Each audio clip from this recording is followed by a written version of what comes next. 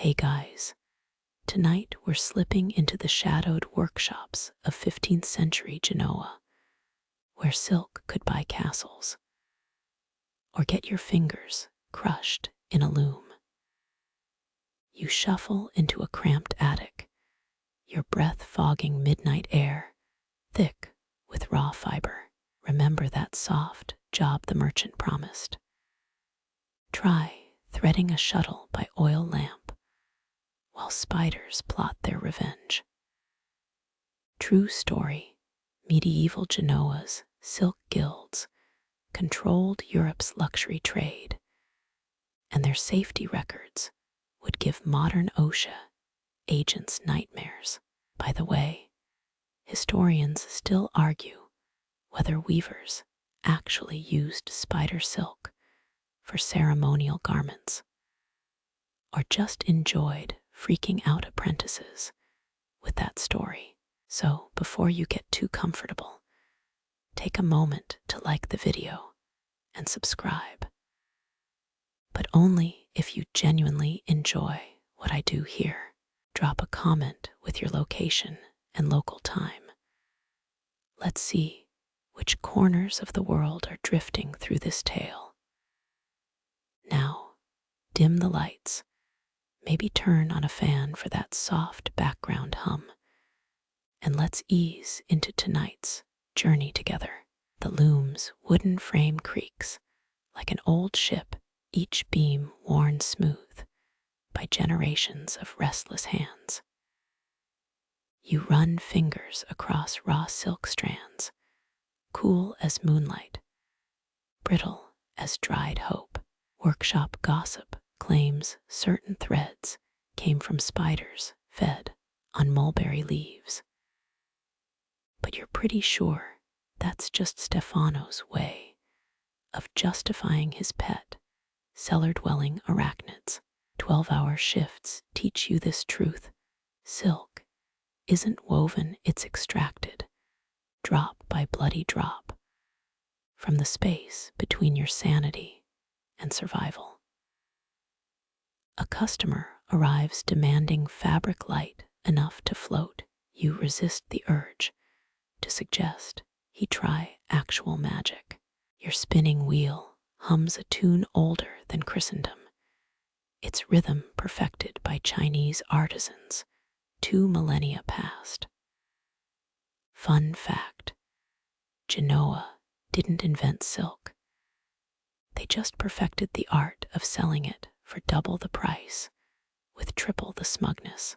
The kerosene lamp spits smoke. Your blinking shadow becomes a many-armed weaving demon on the wall. Not inaccurate. Each pass of the shuttle leaves invisible cuts, paper-thin slices that'll sting tomorrow in the salt wind walk home. Some claim moon phases affect thread strength. You're skeptical. But still time, your indigo dips to the waning crescent. Archaeologists found 13th century silk fragments here threaded with gold. And what might be cat fur? Never ask. Merchant lords preach the honor of textile work, while their kids play hopscotch with foreign coins in sunlit piazzas. You count 64 threads per inch, or your daughter goes hungry. Simple math, really. The night deepens. Loom pedals click like a second heartbeat, faster when the foreman's boots echo on the stairs. Rotting mulberry leaves in the dye vat smell like your 5th wedding anniversary gone sour. Ever notice how silk moths' wings look like they're coated in powdered thyme? You don't have time to notice. Voices drift up from the docks, sailors gambling away wages you'd kill to lose so carelessly. There's a tear in the warp threads. There's always a tear. Dawn arrives gray and apologetic. Your masterpiece, 18 feet of iridescent nightmare, gets tossed onto the acceptable pile without a glance. 2 scudi clink into your palm, still warm from the money changer's contempt. As you trudge past the harbor, a child points at your stained apron and asks if you're a ghost. You smile with teeth tinged blue from dye fumes and let her wonder. Your fingertips plunge into the soaking basin river water, so cold it bites like December gossip. Raw silk, cocoons bob like blind fish, each one holding a mile of potential thread. Patience isn't virtue here, it's arithmetic. 3 hours to soften, 5 to untangle, 10 to find the end hidden tighter than a merchant's purse. You've heard travelers spin tales of olden China, how empresses boiled cocoons in fermented rice wine. Historians still argue whether Genoese weavers ever stole that trick or just pretended to for higher prices. Your vats stink of vinegar, instead cheap and sharp enough to peel paint. Someone once joked you're pickling your own skeleton. Hear you laugh. But start checking mirrors for yellowed bones. Strands emerge, translucent as dragonfly wings. You spindle them onto reels older than your grandmother's grudges. Each rotation hums an equation. 12 strands make 1 thread, 40 threads make 1 warp, 16,000 make a bolt worth feeding your daughter. That cough of hers rattles upstairs. A Loom's shuttle stuck mid-flight. A guild master once swore silk rejects clumsy hands. You proved him wrong at 13 with stolen mulberry leaves. The real secret's in the water's pH balance. Not that medieval weavers called it that. Your neighbor Francesco still strains fibers through goat cheesecloth, claims the lactose calms the silk's temper. You've seen his moth-eaten rags. Let him keep his dairy delusions. Lunch is rye bread speckled with Weevil's crunchy protein, you tell yourself. As you chew, fingers keep working, carding stray fibers into submission. A strand snaps, recoils like a scorpion's tail. 8 minutes lost, 200 heartbeats, 47 curses muffled into your sleeve. The dye-maker's apprentice brings today's gossip with the indigo shipment. They're saying Venetian traders hid moth eggs in crucifix carvings, smuggled them past customs. You nod. Smart. Saints make excellent cocoon smugglers. Sunset stains the workshop copper as you inspect the final warp beam. Fabric still damp. Tension uneven near the selvage. Perfection's a myth invented to underpay artisans, but you straighten threads anyway. One section shimmers suspiciously. You squint. Spider silk, woven accidentally when that 8-legged bastard colonized your left loom last Tuesday. Leave it in. Let nobles wear arachnid couture. Hunger gnaws, but the rhythm owns you now. Shuttle, pedal, breathe. The windows gone black, moonlight substitutes for lamp oil. Thread counts dance behind your eyelids when you blink. 96, 97, 98. The loom gate slams shut on finger flesh. You wince, taste blood where you bit the yelp. Memories flicker of that Sicilian puppet show. How silk strings made wooden kings bow. Your hands ache to weave that kind of power. Instead, tonight's production line yields altar cloths for a cardinal who'll never notice the mended thread. Fabric piles up, but coins stay scarce. You calculate in half-sleep, sell to the Florentines, hoard for winter. The ledger blurs, dreams rise of the Han dynasty's silk maps, cartography woven so fine, rivers flowed when you tilted the cloth. Dawn arrives, a bleached wool gray. You finished 32 yards. Whispers persist that Genoa's silk matched Beijing's quality until someone sabotaged the mulberry groves. Your blistered hands could settle that debate if history cared about nameless fingers. The last spindle empties. You press your forehead to finished cloth, still warm from friction. Somewhere in those threads, your daughter's next breath takes shape. Somewhere in the silence between warps, a weaver's worth gets measured.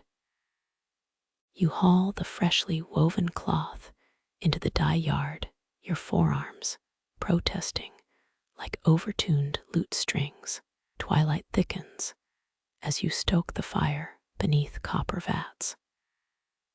Historians love debating whether medieval dyers needed moonlight for certain pigments, but you just need the wood to catch. The violet beetles arrive in a burlap sack, pupils like crushed amethysts. You count 53. Always 53. Superstition claims an even number invites mold. Toss them live into boiling water, their shells crackling like distant applause. Crimson-bellied snails would have been better, but Genoa's bishop declared red dyes prideful last Lent. Your nails dig beetle viscera, pigment blooming like a bruise. Steam carries traces of wet dog and iron. Someone once said indigo vats smelled like the devil's brewery. You add rosemary to dampen the stench. 20 minutes later, you're gagging on herbal despair. A 13th century manual suggested ostrich egg tempering, maybe tomorrow's experiment. Cloth drinks the dye ravenously, fibers swelling with stolen color. You stir with a cedar paddle warped from generations of impatient hands. Local monks swear black dyes require cat's bile, but your Aland ferrous sulfate mix works fine. Let them keep their holy hairballs. Your daughter's cough punctuates the night, each wheeze sinking with the stirring rhythm. She once asked why rich fabrics itch less. You lied. Nobles have smoother skin. The truth, silk saracen gets stripped for softness, a luxury you can't afford. Moonlight betrays a flaw, uneven saturation near the hem. You groan. Another hour's work. The dyer's codex says to salvage it with ox gall, but your stock's reserved for the Florentine order. A risky alternative emerges: urine. 8 days' worth, saved in a jug behind the tannery. You hold your breath and pour. Historians still argue whether medieval urine-based dyes caused more feuds than marriages. The ammonia bites your eyes, a small price for cloth that won't get rejected. As you work, you imagine the commission note, infused with artisan's dedication and a distiller's secret. Midnight brings a revelatory stench. The patch blends seamlessly miracle of bodily alchemy. You reward yourself with vinegar wine, gulping it like a soldier After battle, someone hung a horseshoe above the vats against dye gremlins, they claim. You've seen worse luck wards, like that time Francesco buried a saint's finger bone in his flax field. Fatigue blurs the yard into a fever dream. Vats become gaping mouths. Beetle shells crunch underfoot like tiny heresies. When the convent bell tolls 3, your elbow deep in rinsing tubs, water spiraling crimson down the gutter. Nobles will call this Tyrian purple in markets, never guessing its brood in a piss-stained courtyard. Dawn finds you wringing out history, fabric heavy, with secrets and lie. Sunlight exposes hidden gold threads where spider silk survived the dye-bath. Leave them be. Let cardinals preach in accidental guilt. The apprentice arrives to myths of Genoese azure, a lost Byzantine blue made from drowned sapphires. You roll your eyes. Show him how pulverized woad leaves achieve the same hue. His disappointment smells younger than yours. Final inspection brings a familiar dread. Masterpieces are for frescoes. Your cloth is merely survivable. Another bolt to stiffen noble knees in prayer. Another stain to outlast your name. You collapse onto a stool, hands mapped in violet tributaries. Some craftsmen wash their stains nightly. You let yours accumulate. A week's palette, indigo undercut with cochineal, iron-black crescents beneath your nails. The only art your daughter will remember you by. City bells declare the market open. You fold the cloth, careful as swaddling a fevered child, and whisper promises to the next buyer's shadow. It holds every color the light forgets. Moonlight grids the workshop floor, your loom a skeleton strung with ghostly threads. You adjust the heddle frame, its iron teeth catching silver as they rise. Historians documented treadle looms revolutionizing weaving. But innovation's a luxury when your tools predate Charlemagne. The shuttle darts left, a woodpecker drilling bark. You catch it midair, calloused palm silencing its hunger. Each pass etches geometry into fabric, weft over warp, under weft over warp. Someone once compared it to musical notation. Yet your score only demands monotony. Your knee knocks the treadle, a misstep, unspooling 10 minutes' work. The jammed threads resemble a drunkard's signature, looped and spiteful. A 14th century manual suggests whispering Latin psalms to unruly looms. You opt for Tuscan profanity, equally holy in grease-blackened air. Midnight oil casts your shadow into a marionette, all jerking limbs and pinned wrists. You envy tapestry weavers their artistry frozen in castles. Your own legacy, bed sheets for Tuscan newlyweds, and burial shrouds they'll buy decades later. A moth kamikaze dives into the lamp, wings crisping with a papal pardon's finality. Its corpse clings to your sleeve like a brooch. You flick it off, straight into the spool basket. Let tomorrow's apprentice scream, the warp tensions failing, threads sagging like old men's cheeks. You tighten the breast beam, heartbeats sinking with creaking wood. 16th century, Genoa taxed households per loom. but smugglers hid them in onion cellars. Sometimes you imagine your loom growing roots, anchoring this tenement to hell. Your daughter's cough echoes through floorboards, each hack syncopating with the shuttle's clack.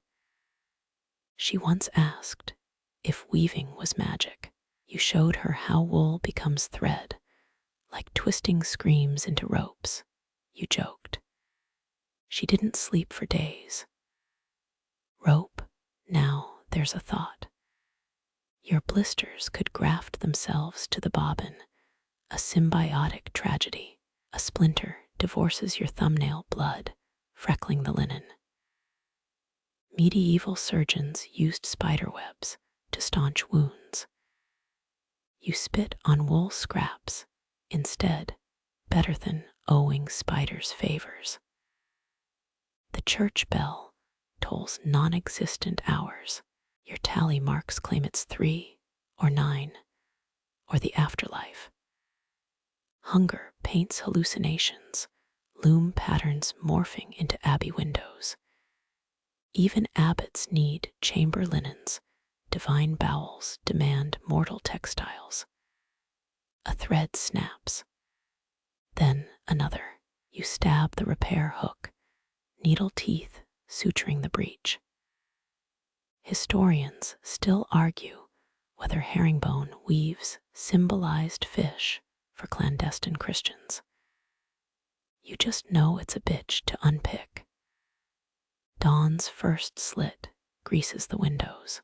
You squint, counting completed inches against the merchant's quota. Falling short means docked pay. Falling asleep means burned fingers. A 1320 inventory lists a weaver fined for nocturnal snoring. You pinch your thigh, violence masquerading as vigilance. The shuttle jams again. You bite the weft thread, cotton parting like a heretic's confession. One chronicle claims Genoese silk workers flavored thread with lemon to stay alert. You try licking resin-coated linen, tastes of despair and pine. 5 more rows. Your spine kinks sideways, a question mark forged from exhaustion. The loom's rhythm becomes a dirge, until a cockroach scurries across the beam. You name him Enzo, new quality inspector. He critiques your selvage with antennae flicks. Someone screams in the street, probably a drunk or a prophet. You don't look up. Discipline's the only piety left. Prayer won't tighten loose tension, though you mutter to Saint Maurice anyway. Patron saint of infantrymen, close enough. Oil lamp expires, replaced by watery daylight. You examine the night's labor. Uneven, serviceable, disposable. Nobles will wipe their sins on this cloth, unaware its fibers hold your daughter's sleep, your neighbor's fights, a moth's final spark. Straw ticks as you collapse onto it, the loom's silhouette imprinted on your eyelids. Your hands twitch, reweaving dreams into warp grids. Some say weavers' ghosts haunt their looms forever. You'd kill for that much rest. 16 coins scrape into your palm, the landlord's nails black with other people's rust. His ledger claims you owe 19. You bargain with silence, a currency devalued by dawn's exhaustion. Historians love tallying medieval wages, but forget how tool rentals bled workers drier than taxes. Your daughter's cough unravels the haggling. It lingers in the rafters now, a third presence wheezing between you. The landlord pockets his dues, and a spool of top-grade thread interest. He smirks. You imagine his beard catching fire. Sunlight exposes the workshop's poverty, cracks in the plaster like unspooled threads. Your daughter huddles beneath half-finished linen, her fever cooking the air. Medieval physicians prescribed honeyed wine for coughs. You boil thyme stolen from the monastery garden heresy, steeped in a tin cup. The loom mocks you with its stillness. Rent paid, but the reed needs replacing. You run fingers over split bamboo, each crack a street you can't afford to cross. Records show Genoese weavers once traded children as collateral. You count your daughter's breaths instead, an abacus of survival. Threading the new reed textures, your eyesight blurring with each pass. A 1380 gild scroll mentions Turkish reeds, lasting decades. Yours snap like biscotti. You sacrifice a bread crust to the tool merchant's shrine. Apostasy tastes like rye and regret. Twilight brings the cough syrup's reckoning. Your daughter vomits stars onto the floor, time and bile constellations.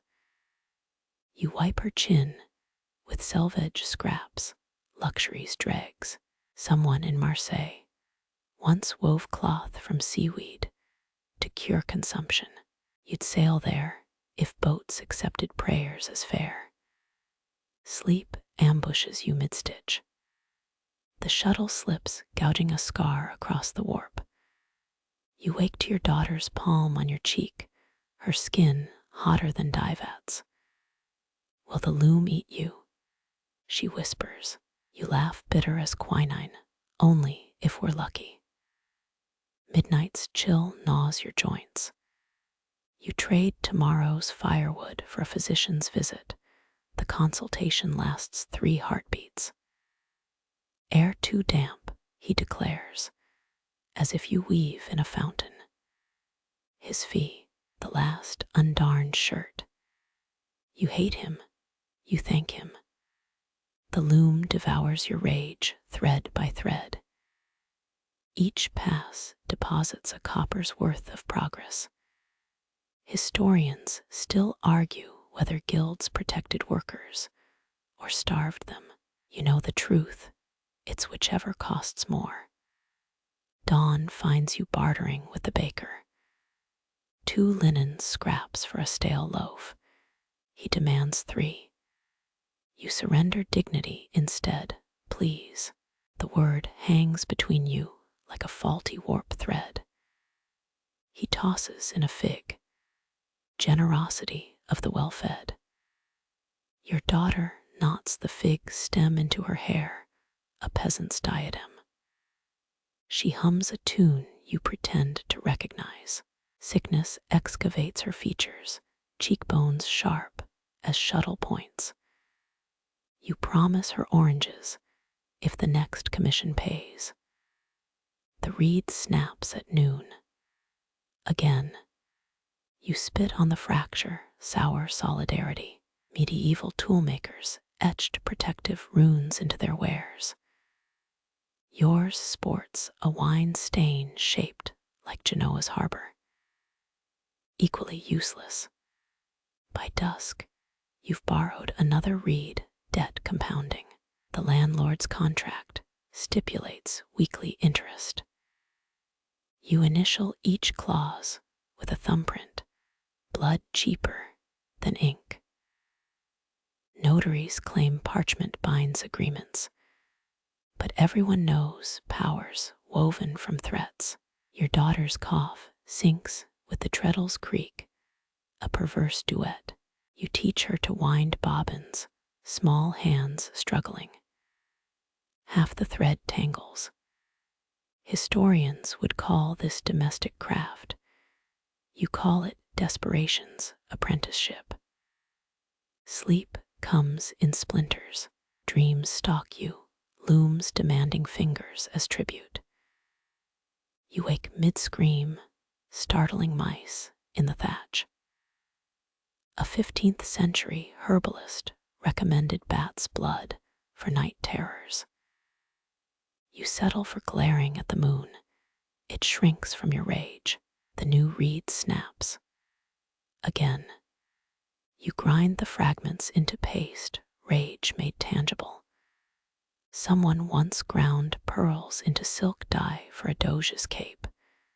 Your innovation, kindling. Your daughter draws stick figures on the floor, you with 3 arms, the loom with fangs. She labels it Mama's dragon. You frame it in your mind, beside the memory of her healthy laughter. Dawn's audit reveals 5 coins left.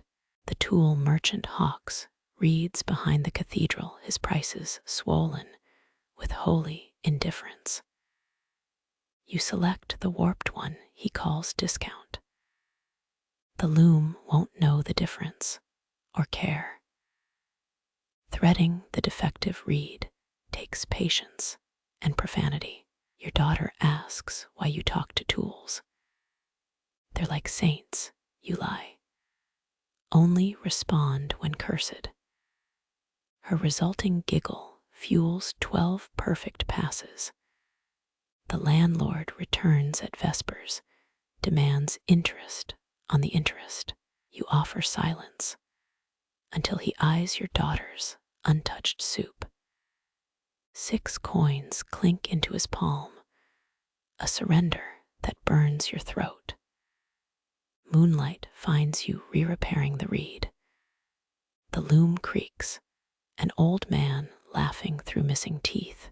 You whisper the Latin psalms after all, not for divine aid, but to drown out tomorrow's debts. The merchant arrives as dawn licks rust off cathedral bells, his cloak edged with fox fur stolen from better animals. One more bolt, he yawns, fingering your nearly finished peacock silk. Milanese churches demand altarpieces woven with gold thread, and your landlord wants 6 months, rent by Christmas. Your knuckles split as you tension the warp, raw silk snapping like dried tendons. Saints deserve their gilded robes, but your blood patterns the selvage now crimson communion. Historians love tallying altar cloth weights. None mention the blisters fueling their piety. He tosses a Venetian ducat on the loom bench. It spins, wobbles, falls through a crack. Half now he lies, half when his holiness approves. You've seen his type before men who think swagger substitutes for souls. 14th century ledgers prove Genoa supplied 60% of Lombardy's liturgical textiles. You supply the arithmetic of pain, 3 blisters per inch, 5 sleepless nights per yard. The shuttle jams, your thumbnail rips, a dark joke in flesh. Add this to the border.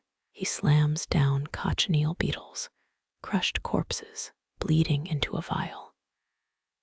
The recipe demands urine aged in copper barrels. You'll use last night's rain instead. Alchemists once claimed scarlet dye could mask heresy. You suspect it just masks poverty.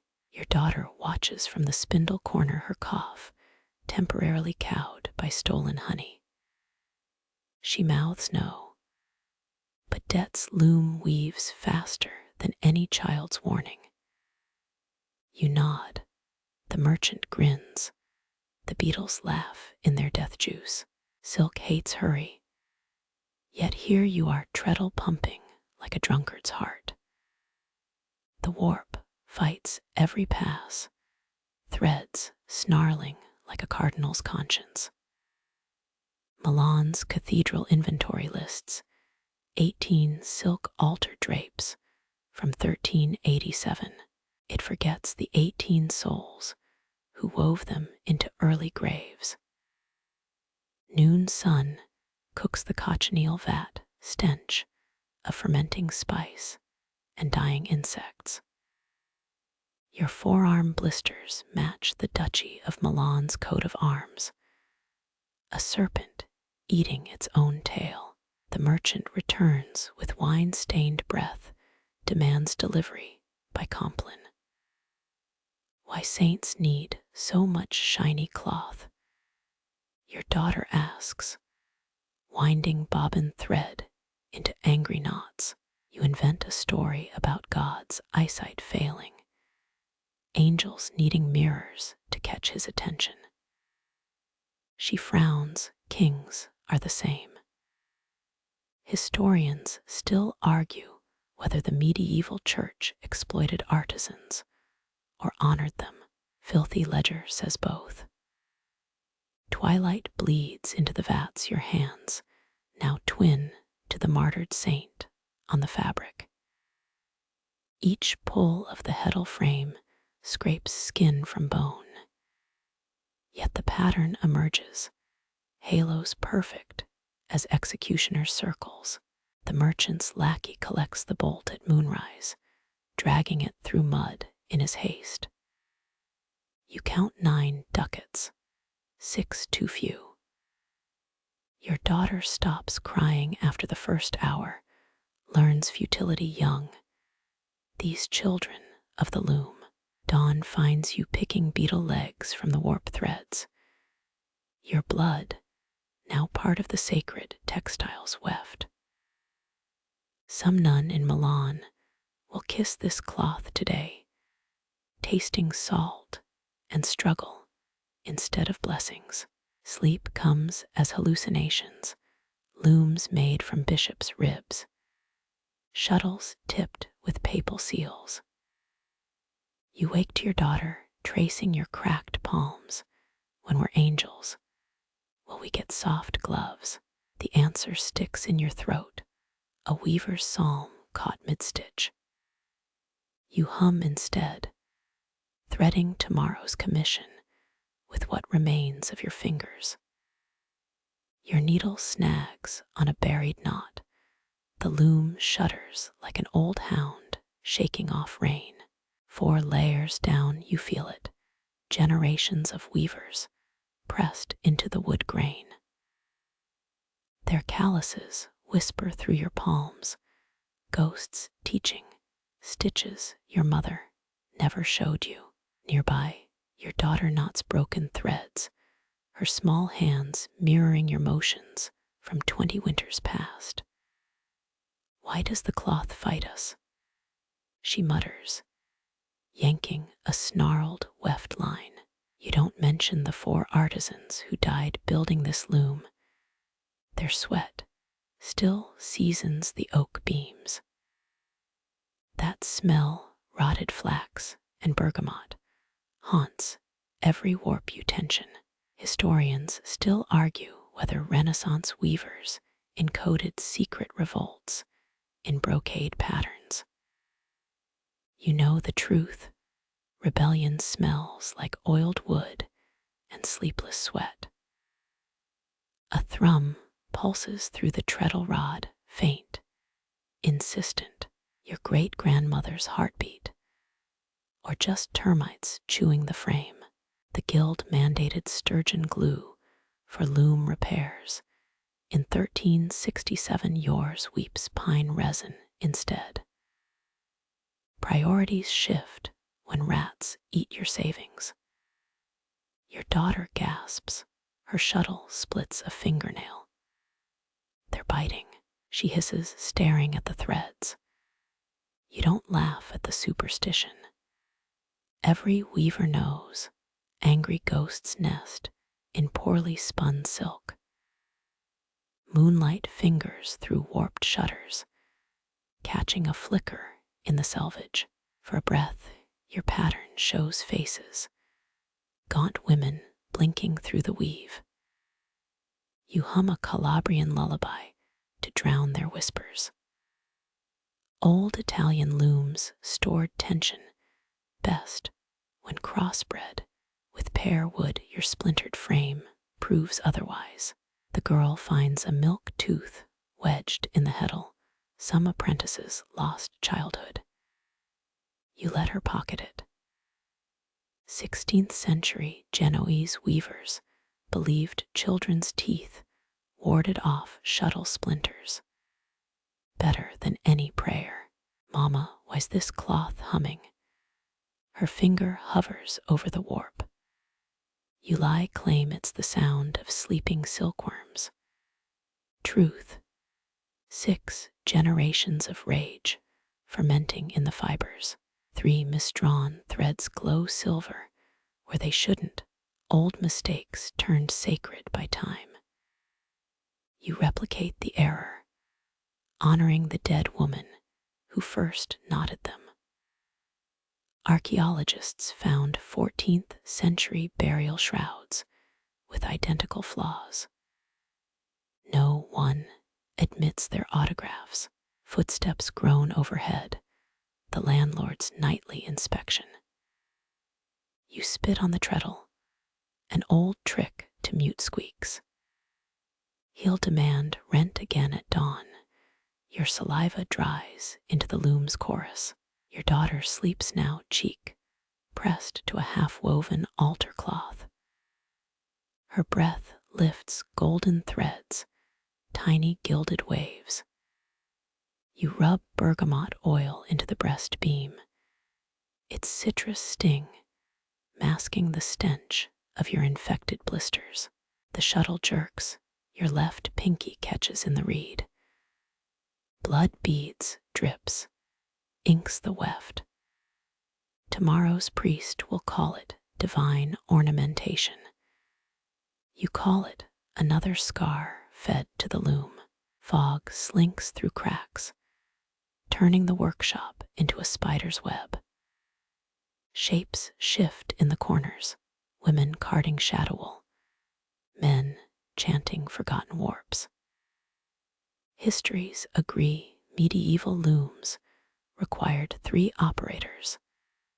None explain why you feel 6 hands guiding yours tonight.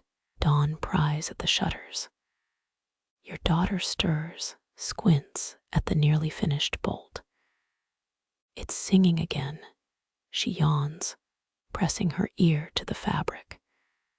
You let her believe it's magic. The truth's worse, a lineage of the dead, teaching their craft through haunted thread. The landlord's fist shakes the door. Your knees crack as you rise. Another gift from the Loom's relentless liturgy. You open your mouth to bargain.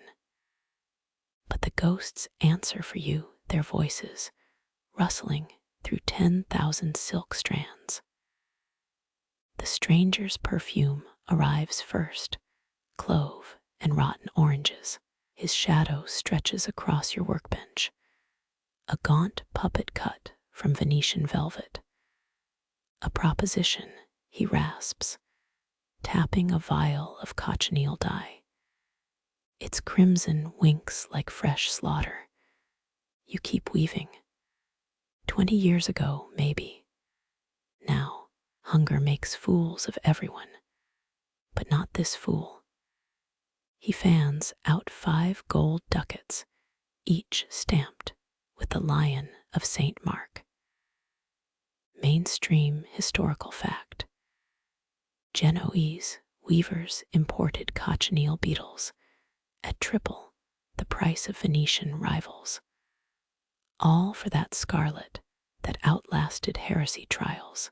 Embroider this pattern into the Doge's new cloak. His fingernail traces a creeping vine, its thorns forming Medici lilies. A treasonous joke. Your shuttle hesitates, honesty carved into muscle memory. Quirky tidbit. Dye masters claimed mirrors stole color intensity, so they worked facing north. You've broken 3 looking glasses this month alone your reflections as frayed as your morals. His smile reveals teeth filed to points. Add amendments to history. Earn enough to silence that cough rattling your child's ribs. The ducats multiply 10, 15, a cochineal rainbow pooling on oak planks. Your daughter's wheeze echoes from the corner, wet leaves in a storm drain. History remembers silk as currency, forgets how often weavers starved beneath their own gold-stitched tapestries. You inhale bergamot and blood. Open debate phrase. Historians still argue whether Renaissance tailors sewed coded insults into noblemen's linings. Answer: only the survivors did. The vial trembles in his hand, a beetle's abdomen ground to pigment. Your own hands remember crushing those insects as a girl, their bodies bursting into carmine screams. Refuse and Milanese envoys find treason in your next shipment. He licks spilt dye, lips staining butcher shop red. Accidents happen, looms catch fire, daughters vanish at market. Your thumb finds yesterday's bloodstain on the warp. That's the secret guilds never teach. Silk drinks betrayal as eagerly as dye. Midnight chimes filter through boarded windows. Quirky tidbit: church bells were banned in 14th century Genoa between sunset and sunrise. Too riotous for merchants' sleep. The stranger doesn't know you've memorized every forbidden chime. Well, your needle flicks, embedding the Medici lilies stem into your own forearm, a map of refusal. The pain's cleaner than expected. He hisses, gathers his poison wealth. You'll beg to switch sides before the solstice. Silence floods back, thick as carded wool. Your daughter peers from her straw pallet, clutching the tooth charm. Were they selling lies? Trying. Why'd they smell like dead flowers? Mainstream historical fact: Venetian spies used orange blossom perfume to mask the stench of counterfeit coinage. You shrug, knotting a salvageable thread. Rich people enjoy rotting sweetly. She giggles, a sound too light for such darkness, then coughs into her sleeve. The bloom of phlegm glistens, pink as cochineal washwater. You work until the candle drowns in wax, weaving a new motif into the Doge's hem. Not lilies, but shipwrecks. Let him drape his legacy in drowned sailors. The loom creaks approval, or maybe arthritis. Open debate phrase. Scholars insist medieval Genoa had no female master weavers. Yet the tax registry of 1392 lists 17. Dawn arrives, yawning through cracks in the wall. Your daughter traces the embroidered waves. Will they notice? Only if they look closely. What happens then? You snap a flawed spool, feed it to the hearth. Weaver's truth, noble's trouble. The flames chew rebellion, one stitch at a time.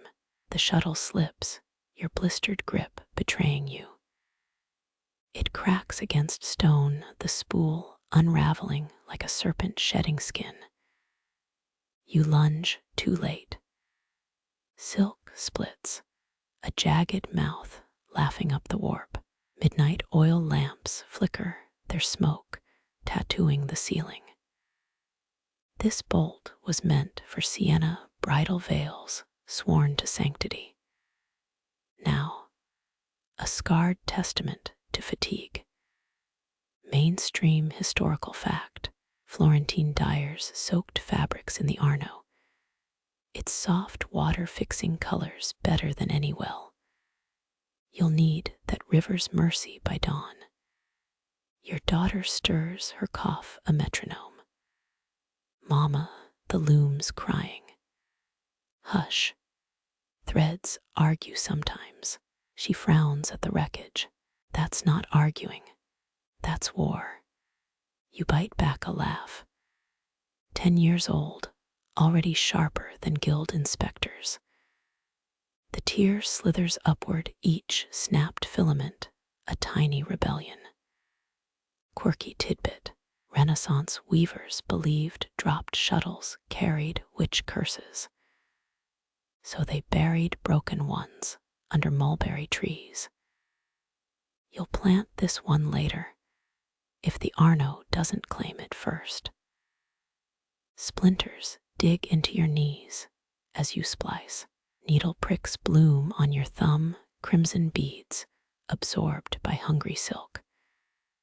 Perfection's a lie told to apprentices. Mastery is hiding the men's. A bat crashes into the rafters, wingtips grazing candle flames. Your daughter gasps as it tumbles into her lap. It's shaking. They always do when the moon's too bright. She cradles the creature, fingers avoiding its thrashing jaw. Open debate phrase. Historians still argue whether 14th century Italians kept bats as pest control or just as bad luck souvenirs. You drape a linen scrap over its head. Darkness stills the panic. The bat flees at first light, taking her smile with it. You unwind the ruined silk, inch by brutal inch. Dawn stains the workshop floor pink as a drunkard's nose. 3 hours lost, and the vat of welled yellows gone brackish. Arno's banks reek of wet hemp and hypocrisy. You kneel beside bleary-eyed dyers, scrubbing your bloody nails raw in icy runoff. A silk merchant glides past his gondola, piled with uncut samite. Troubles, Signora, birthing troubles like every morning. He tosses a dinar into your wash bucket. Pray they're handsome ones. Copper hits water, ringing like a tiny funeral bell. Mainstream historical fact: Genoese law fined citizens for disturbing water clarity. So dyers worked at high tide when silt hid their sins. You pocket the coin charities, just another transaction here. Back at the loom, you graft new threads into the wound. Steamed silk tightens, the scar shrinking to a hairline fracture. Good enough for priests to bless and brides to weep into. Your daughter traces them into her nail, catching on the ridge. Will it hold? Longer than vows do. She nods, solemn as a notary. The cough returns, but softer now, a shadow retreating from dawn. You sprinkle elderseed oil on the shuttle track, its peppery scent masking bloodstains. 23 years, and the loom still surprises you. It rejects hubris, punishes doubt, rewards only the stubborn. Footsteps clatter outside guild inspectors, hunting tax evaders. You slide the finished bolt into a coffin-like crate, hammering nails with rehearsed fury. Let them audit the shoddy hinges, not the math in your ledgers. Quirky tidbit: Milanese silk guilds hid gold leaf in hollowed shuttle handles, until a pickpocket nun exposed the scheme during mass. Your shuttles stay honest, mostly. The inspectors leave unsatisfied. Your daughter pokes their abandoned boot prints in the mud. Why'd they kick the chicken coop? Testing for contraband eggs. Silkworms, duller treasures. You flick a beetle off her shoulder. Ready the labels. She inks sienna on parchment, each letter meticulous. Pride swells, then deflates. This bolt will curtain some cardinal's mistress, or shroud a stillborn Medici heir. Either way, the Arnos already scrubbed your fingerprints away. By nightfall, the loom purrs smoothly. You watch your daughter sleep, her fists clutching the salvaged shuttle fragment. Maybe it'll guard her dreams. Or maybe witches really do trade curses for mulberry saplings. Open debate phrase. Scholars insist the Arno's forgiveness myth came from Dyer's rationalizing errors. But stand ankle deep in its current at dawn. Tell me you don't feel absolved. Crickets champion shift change. You reel out fresh silk, pearly and unblemished. The mend holds for now. Perfection's a season, unraveling's the weather. Camel bells sway, their clappers muffled by raw silk cocoons. You count 87 beasts, each laden with Persian brocade reeking of sandalwood and salt. A trader in peacock-feathered boots unrolls a carpet at your feet, Baghdad's geometry, unraveled in wool and defiance, only pattern left. After Venetian, cannons sank 3 ships, mainstream historical fact. Confucian texts from Xi'an traveled the Silk Road, wrapped in moth-repelling mulberry paper. But nobody admits who wrote the body limericks in the margins. You trace the carpet's central medallion, 16 pointed stars elbowing for space. Your daughter nudges a loose thread. They're fighting. Patterns always do until they're pinned down. She plucks a tuft of camel hair from the fringe. Do their humps hold water, or just grudges? The trader barks a laugh, gold teeth catching sunlight. Grudges, little falcon, and the occasional smuggled psalm. He slips you a spice jar inside. Cloves swim in honey like amber tadpoles. Quirky tidbit. Marco Polo's journals claim Samarkand merchants drank dissolved lapis lazuli to blue their voices for better haggling. You pocket the jar, just in case. Dusk brands the Arno pink as you haul the carpet into the workshop. Its dyes bleed onto the floor, indigo puddles swallowing your shadow. The trader's gift hides beneath cotton sheets, waiting to infect your looms. Your daughter sweeps up turquoise sand falling from the fringe. Does Baghdad know we stole their stars? Borrowed with Persian flourishes. That's what thieves say. You flick a sand grain off her nose. Silk road etiquette. Plunder politely. Deny everything. The carpet's border swims with leviathans swallowing their tails. Mamluk symbolism or drunken doodles. Open debate phrase. Scholars still feud over whether 13th century Islamic tessellations encoded astronomical data or just looked nice, stoned on opium tea. Midnight finds you unpicking the medallion seam ripper, trembling like a divining rod. Each pulled thread releases a sigh centuries of resentful craftsmanship. Your daughter snores nearby, cheek pressed against a camel's hair sample. You stitch the star pattern onto linen, Genoa's answer to Baghdad's arrogance. The trader returns at dawn, fingering your stolen geometry. Clever, but the green's too timid. Blame your cloves, they whispered cowardice. He scowls, then grins, double the order, and add Mamluk sea monsters.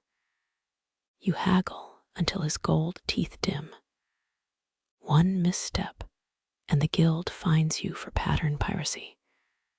They'd miss the irony, their own crests stolen from Saracen napkins.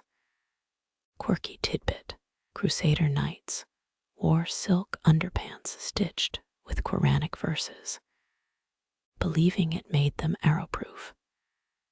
Spoiler, it didn't. Your daughter stamps the forged Venetian authenticity seal with unnecessary violence. By sundown, 3 apprentices sweat over the pirate looms.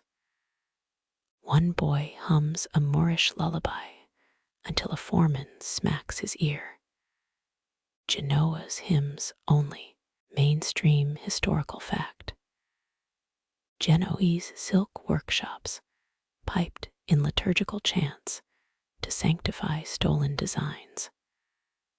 The workers often swapped psalm books for raunchy troubadour lyrics. You let the blasphemy slide. The boy's tension keeps the warp tight. Your daughter spills pomegranate ink across the ledger, crime scene red. Who buys these lies? The same fools who think camels forgive. She doodles a winged shuttle in the margin. Can I name the sea monster? If it bites the buyer. The first bolt shimmers. Baghdad's stars neutered into Genoese daisies. You bury the original carpet's remnants under the mulberry tree, feeding theft back to the soil. Rain hammers the docks that night. The trader's ship departs, its hull fat with counterfeit treasure. Your daughter threads a clove onto string, honey droplets staining her shift. Will they remember us in Baghdad?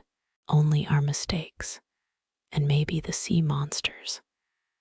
She ties the clove necklace around your wrist. It itches, but you'll endure. Silk road truth. Every pattern's a palimpsest. Every theft a courtship. Dawn's first light reveals the mulberry sapling, already sprouting leaves, shaped like accusation. The mulberry leaves curl accusingly as you enter the workshop, sticky with dew that clings like unpaid debts. A new apprentice hunches over the brocade loom, his needle darting faster than sense. You recognize the signs: elbows too high, breath too shallow, the panic of someone threading pride into every stitch. Breadcrumb fact: Genoa's silk guild's mandated apprentices scrub their hands in vinegar before touching dye vats. They feared sour fingers prevented color bleeding. The boy skips this step. You let him. Hubris makes better teachers than rulebooks. His sleeve snags the warp threads, a muffled snap as linen marries gold brocade. He yanks. The fabric yanks back. Messer, I'm stuck to a Medici wedding dress. Congratulations, the groom's less attached. Fringe tidbit: some weavers swore mouse fur thread, mendied torn velvet, better than silk. You've seen the scars, bald rodents plotting revenge in alleys. The boy's predicament smells of future ballads. 17 stitches bind his cuff to the cloth. each knotting tighter with his thrashing. You circle him like a vulture eyeing flawed prey. Keep tearing, you'll gift the bride a one-armed husband. What do I do? Unmake the mistake, or wear it as a doublet? Historians still debate whether the Genoese buttonhole, a technique hiding errors in floral motifs, was innovation or desperation. You demonstrate with shears, slitting threads with surgical spite. The boy whimpers as brocade unravels. That took me hours and half a heartbeat to destroy. Mistakes are guests, not squatters. You salvage the fabric, ragged edge, now a wavy vine creeping up the hem. The boy's sleeve hangs limp, threads dangling like defeated roots. He stares at the butchered masterpiece. They'll flog me for this, only if you're dull enough to get caught. Dipping his hand in indigo, you press it against the ruined border. 5 fingerprints bloom, a cerulean signature. Call it the Adriatic Tide Collection. He snorts, then grins. The foreman storms in lip quivering at the altered design. Who authorized this doodle? You gesture to the drying handprint. The Doge's new mistress demands personalized motifs. Unless you'd rather explain your improvements to his jealous wife. He retreats, muttering about insubordinate sea slugs. The apprentice exhales, mixing relief and awe. You lied bald-faced to a master. Threadbare lies hold better than silk sometimes. Nightfall finds him reweaving the damaged section, fingers copying your earlier moves with monastic focus. You toss him a sausage wrapped in mulberry paper. He misses. The meat rolls into a dye bucket, emerging Tyrian purple. Dinner's improved, you note. He bites into the stained sausage. Tastes like regret and bad decisions. Welcome to the Loom. By third bell, his repaired brocade sways on the rack. The Adriatic tide, now embellished with silverfish, swimming through his fingerprints. Guild inspectors nod approval at the bold new direction. The foreman glares, but pockets a bribe of violet-dyed sausage. The apprentice presents a scrap salvaged from his sleeve, transformed into a cockade for your daughter's hair. To remember my education, she squints at the lopsided embroidery. Is that a squid wearing a hat? It's abstract, he mumbles. You pin it above your loom, a flag for all future blunders. Dawn leaks through shutters, revealing the mulberry leaves outside. Their accusatory edges have softened, chewed by caterpillars, spinning their own flawed silk. The air swims thick with indigo steam and the coppery tang of fever. Your shuttle slips dye blooming across linen like a botched sunrise. 39 steps to the cooling vats. 39 steps back. You count them between chattering teeth, a loom's prayer beads. Malaria rides your bloodstream like a drunk gondolier. Historians note Genoese weavers hung mosquito nets soaked in wormhood, though they blamed bad air for the shakes. Your workshop reeks of the stuff mildewed and mocking. The apprentice shoves a ladle toward your lips. Drink. It's a tonic. You gag on crushed lapis, lazuli grit. Since when do we mine gemstones for broth? The dyer's wife swore it cures ague. Fringe remedy. Some claimed swallowing powdered blue stones diluted fever's heat signatures. You'd rather swallow a loom. Tell her to embroider her advice next time. Threads blur into capillaries, warp cords pulse, throbbing with your heartbeat. You're weaving a tapestry of your own veins now, each pass of the shuttle stitching delirium into the weave. The foreman's voice cracks through the haze. The Doge's commission, due yesterday, tell his grace to check his calendar. And his conscience. Sweat drips onto half-dyed linen, leaving salt rings that'll never come out. The apprentice mops your forehead with raw silk. You're burning through cloth faster than fever. Good, sell my sweat as Venetian lace. Historians still argue whether the fever patterns of 1432, those jagged, hallucinatory motifs, were intentional or delirium's accidents. You don't remember designing the falcon with 3 heads, but there it glares, stitched in bile green thread. Nightfall brings no relief. The moon melts onto your loom, a silver puddle warping the treadles. You mistake the apprentice for a skein of wool. He tolerates it. Messer, the scarlet dye's gone rancid. Smells like my future tomb. Use it anyway, call it Cardinal's last breath.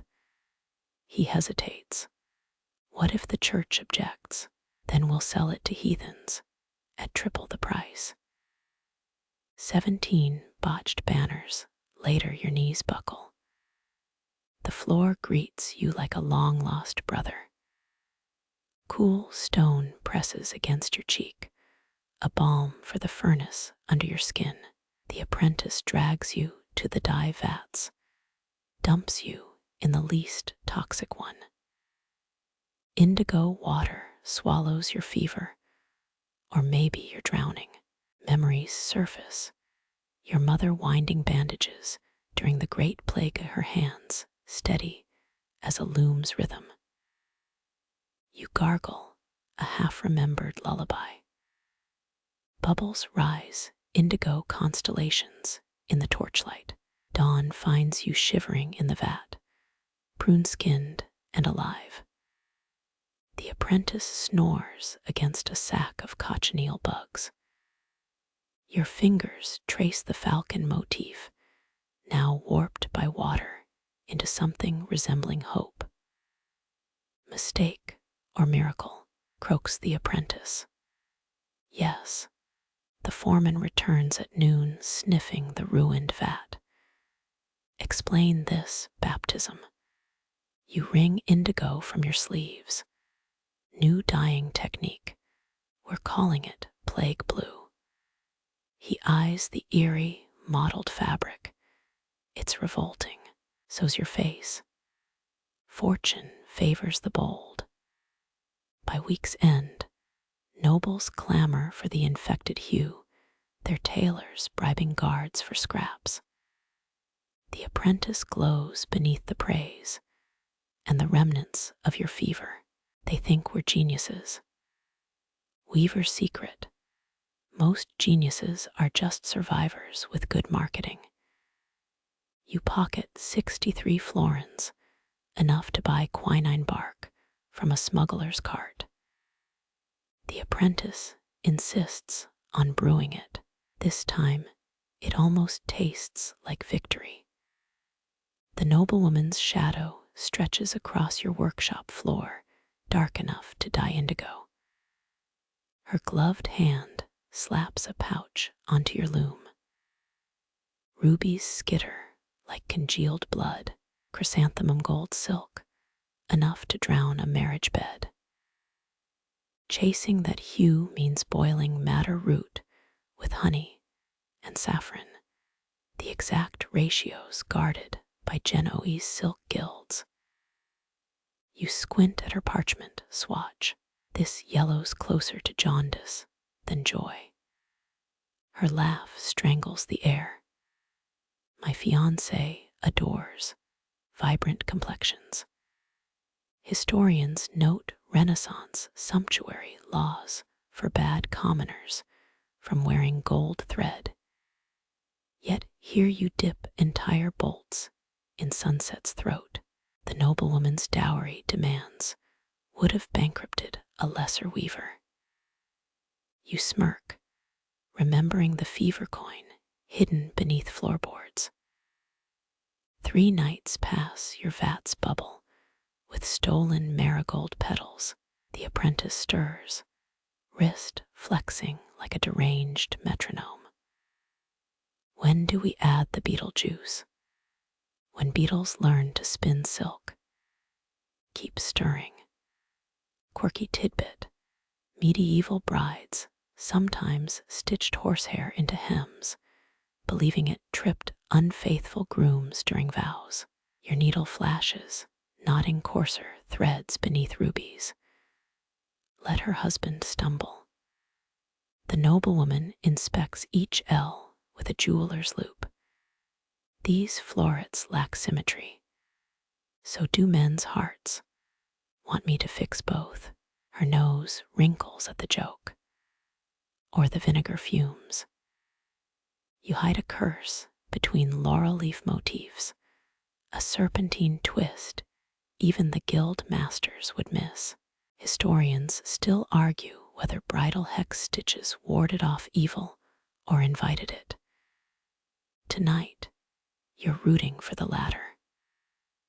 By week's end, the bed curtains glow like captured noon. Rubies cluster at the hem gatekeepers of your hidden rebellion. The noblewoman pays with a purse of Venetian ducats and a backhanded compliment. Adequate. Your daughter traces the cursed pattern hours later. This looks like Papa's cough syrup recipe. Let's hope it's just as potent. You gift her the leftover gold thread, watched by a woodcut Madonna nailed above the loom. Her smile outshines any dowry. Moonlight slices through cracks in the shutters, exposing chests gutted like fish. Dyed journals lie splayed, their pages flapping like beached jellyfish. You kneel among shattered vials, citrine powder dusting your lashes. Prying eyes always craved Genoa's colors, raspberry madder from Avignon, Tyrian purple hoarded by bishops. But this theft reeks of apprenticeship. Only someone who'd memorized your spice cabinet's sigh could bypass the lock. You touch a sticky residue on the floorboards, honey mixed with quicksilver. Amateurs, you mutter. Renaissance dye thieves faced hand amputation if caught, a fact that tickles your remaining fingers. The culprit left behind a single clue, a scrap of paper stamped with Montpellier's mulberry insignia. Historians still argue whether rival cities sabotaged looms to destabilize trade, or if teenage apprentices just made spectacularly messy thieves. Your daughter arrives with a broom, sweeping crushed lappies into a pile. They took the cochineal recipes and your thimble collection. Good. She freezes mid-sweep, a question tangled in her eyebrows. You kick an overturned stool. Dead recipes birthed dead silks. Now we get to invent stains that'll make the guild priests faint. A shadow shifts in the doorway, the apprentice holding a lantern. His boots glitter with your stolen indigo. You sniff pine resin and guilt. Let me guess. A Montpellier merchant promised you 2 lambs and a bride. His silence costs him 3 teeth. By dawn, you're shredding moth-eaten pattern books, feeding flames with yesterday's obsessions. The quirky tale of Seville's dyers' surfaces, how they allegedly washed wool in pigeon milk and mercury to deter thieves. You dump your own quicksilver vials into the Arno, laughing as fish dart from the sinking silver. Stolen knowledge always circles back like shuttle wheels. 5 summers prior, you'd pocketed a Florence weaver's gold leaf starch formula. Let Montpellier's spies choke on outdated measurements. Your daughter mixes pigment experiments, beetle shells, and crushed oyster pearls. What if we dyed silk in squid ink? What if nobles finally admit their azure? Cloaks are just lichens scraped off tombstones. The guild investigator arrives at noon, wig powdered with flour to mimic importance. He pokes through the wreckage. They took everything but my patience and a surplus of sarcasm. His quill scratches judgments onto parchment. You'll need to re-register all dye codes with the consortium. You hand him a vial of fresh pigment, liquid gold swirling with iron filings. Call it fool's aureolin. He sniffs, passes out before hitting the floor. Your daughter blinks, crushed saffron and brandy, and a dash of vengeance. Nightfall finds you grinding malachite with wine vinegar, staining your palms jade green. The remaining silk moths flutter nearby, their wings whispering secrets. Historians never mention how theft births better thieves, how empty chests make room for wonders. You paint a swatch with your new concoction. Watch as dawn transforms the color from dung brown to cathedral glass gold. The apprentice crawls back at midnight, missing a shoe. They took the recipes to Marseille. And you're telling me this why? He spits a bloody tooth onto your threshold. You still owe me wages. You toss him a coin stamped with the Medici Hydra. Buy yourself a conscience. They're cheap in Venice. Moonlight pools around your restored loom, its frame trembling with untried patterns. Lost recipes. Let the guild worship parchment ghosts. Your fingers dip into the jade vat, ready to rewrite silk's entire vocabulary. The loom's ivory spools swim like phantoms, edges dissolving into candle smoke. You squint at the shuttle, but its path blurs into a silver smear. Thread counts unravel between heartbeats.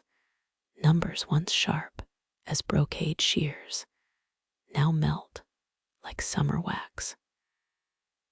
Your daughter's borrowed spectacles dig into your temples, frames forged by a Franciscan friar peddling Roman engineering.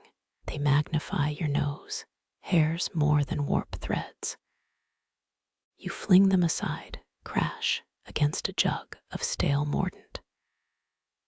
Genoese lens grinders guild can choke on their overpriced pebbles. She tuts, retrieving the bent frames. They say Florence is selling convex glass for reading. They also say leeches cure gout. Pass the flax.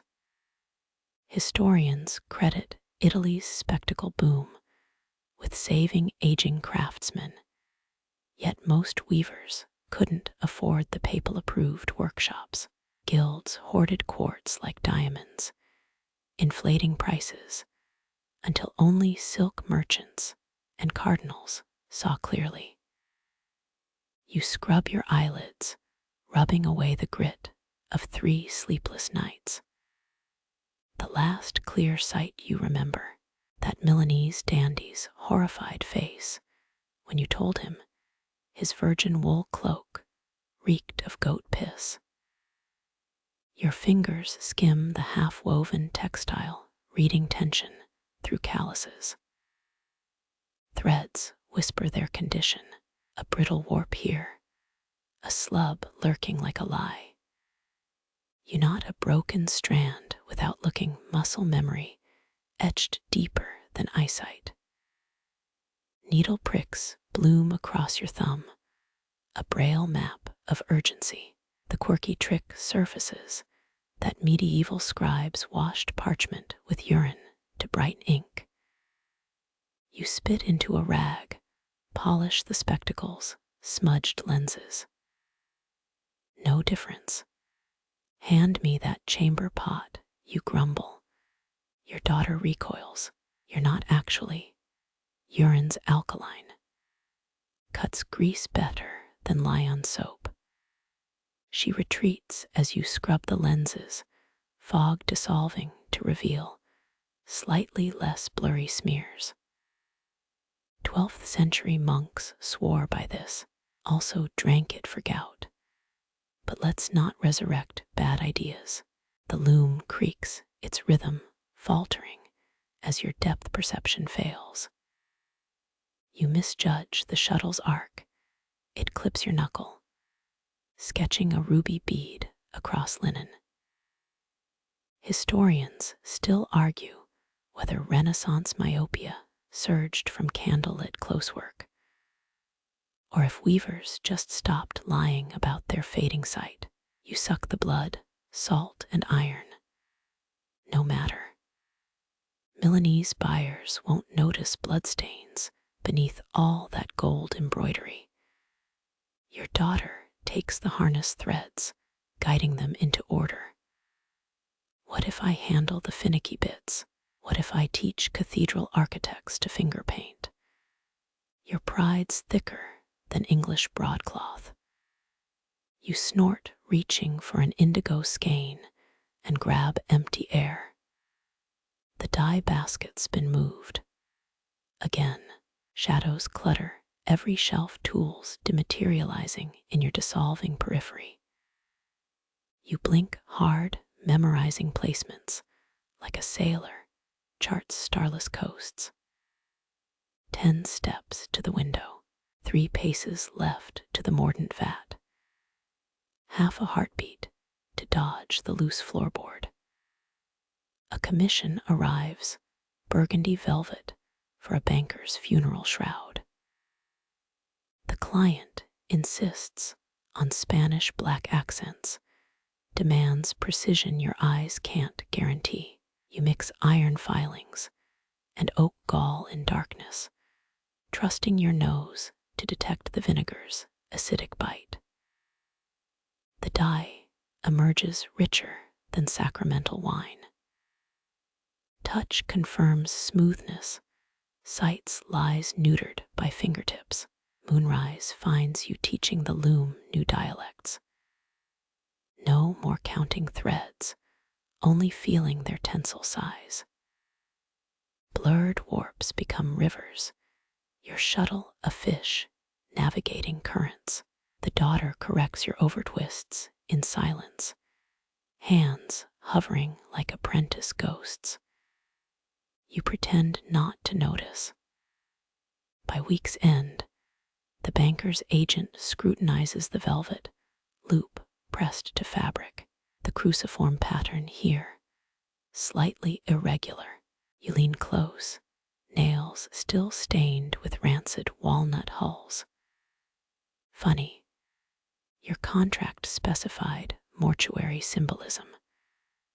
Unless you'd prefer a geometric audit. He pays in silver, no quibbles. Night hums with cicadas and creaking joints. You trace tomorrow's design, a ceremonial sash, onto parchment. The lines waver like drunk spiders. No matter. You fold the paper unseeable details replaced by fingertip choreography. The friar returns, offering Venetian crystal spectacles at triple the cost. You trade him a skein of inferior silk. Let him warp the lenses into rosary beads. Your daughter weaves dawn's first hour, chin lifted to catch the window's glow. You listen to her count threads aloud, then stop. Her hands drop, trusting instinct over arithmetic. The Looms song steadies. Blind beetles navigate by scent. Bats map night with shrieks. You relearn the Loom's language, a lexicon of vibrations and memory. Threads grow softer, patterns looser, yet clients rave about the newfound vitality in your work. No one suspects your secret. Decay makes better alchemy than perfection. The final insult. Your tapestries now outsell your sighted rivals. You stash extra coin in a hollow spindle, funds for spectacles you'll never buy. Let clarity haunt the young. You've got pilgrimages to cheat and silk to vex. The hollow spindle clinks, its secret silver hoard mocking your pride. Your knuckles stiffen around a new reed, its surface oddly slick. A stranger leans against the doorframe, tattered scholar's robes, stinking of salt and mildew. His beard houses what might be a swallow's nest. Your warp threads, he rasps, hang like a Florentine banker's jowls. You hurl a bobbin at him. He catches it, flinching as splinters dig into his palm. Your welcome needs work, but your tension's worse. He unrolls a bolt of reed cloth thin as cicada wings. Marsh grasses from Comacchio. Soak them in alum, they flex like a cat's spine. Let's looms breathe. You scoff. Reeds belong in thatched roofs, not weavers' hands. So do apes. Yet the Duke of Milan keeps one that plays chess. Historians love that tidbit. Medieval lords collected primates as living curiosities. This madman probably owns a parrot that recites Virgil. You snap one of his reeds to prove it ordinary and freeze. The fibers cling to your skin alive. He scribbles equations on your wall with charcoal. Numbers coil like serpents, geometry's not lines, its pressures. Let the reed decide the thread's path. You test his contraption, a loom frame rebuilt with those supple reeds. The warp tightens, but not like hemp cords. It hums, a lute string plucked underwater. Your shuttle flies smoother, pirouetting past snags that once birthed curses. The stranger mutters fractions as you work, his math stitching order into chaos. By dusk, you've woven 3 arms' lengths without a snapped thread. The textile ripples liquid silk contained by air. Boil the reeds in vinegar next time, he advises. Strengthens the debt collectors arrive, 5 men smelling of Venice's canals. They drag him out by his moth-eaten sash. His chalked numbers smear under boot prints. You salvage the surviving reeds. Their odd resilience matches tailies of 12th century paper, crushed marsh plants pressed into parchment. Historians still argue whether Fibonacci's math treatises inspired weavers, or if we reverse engineered his patterns from thread counts. Your daughter traces the equations left on the wall, their logic echoing your loom's new rhythm. Days later, a merchant brings rumors.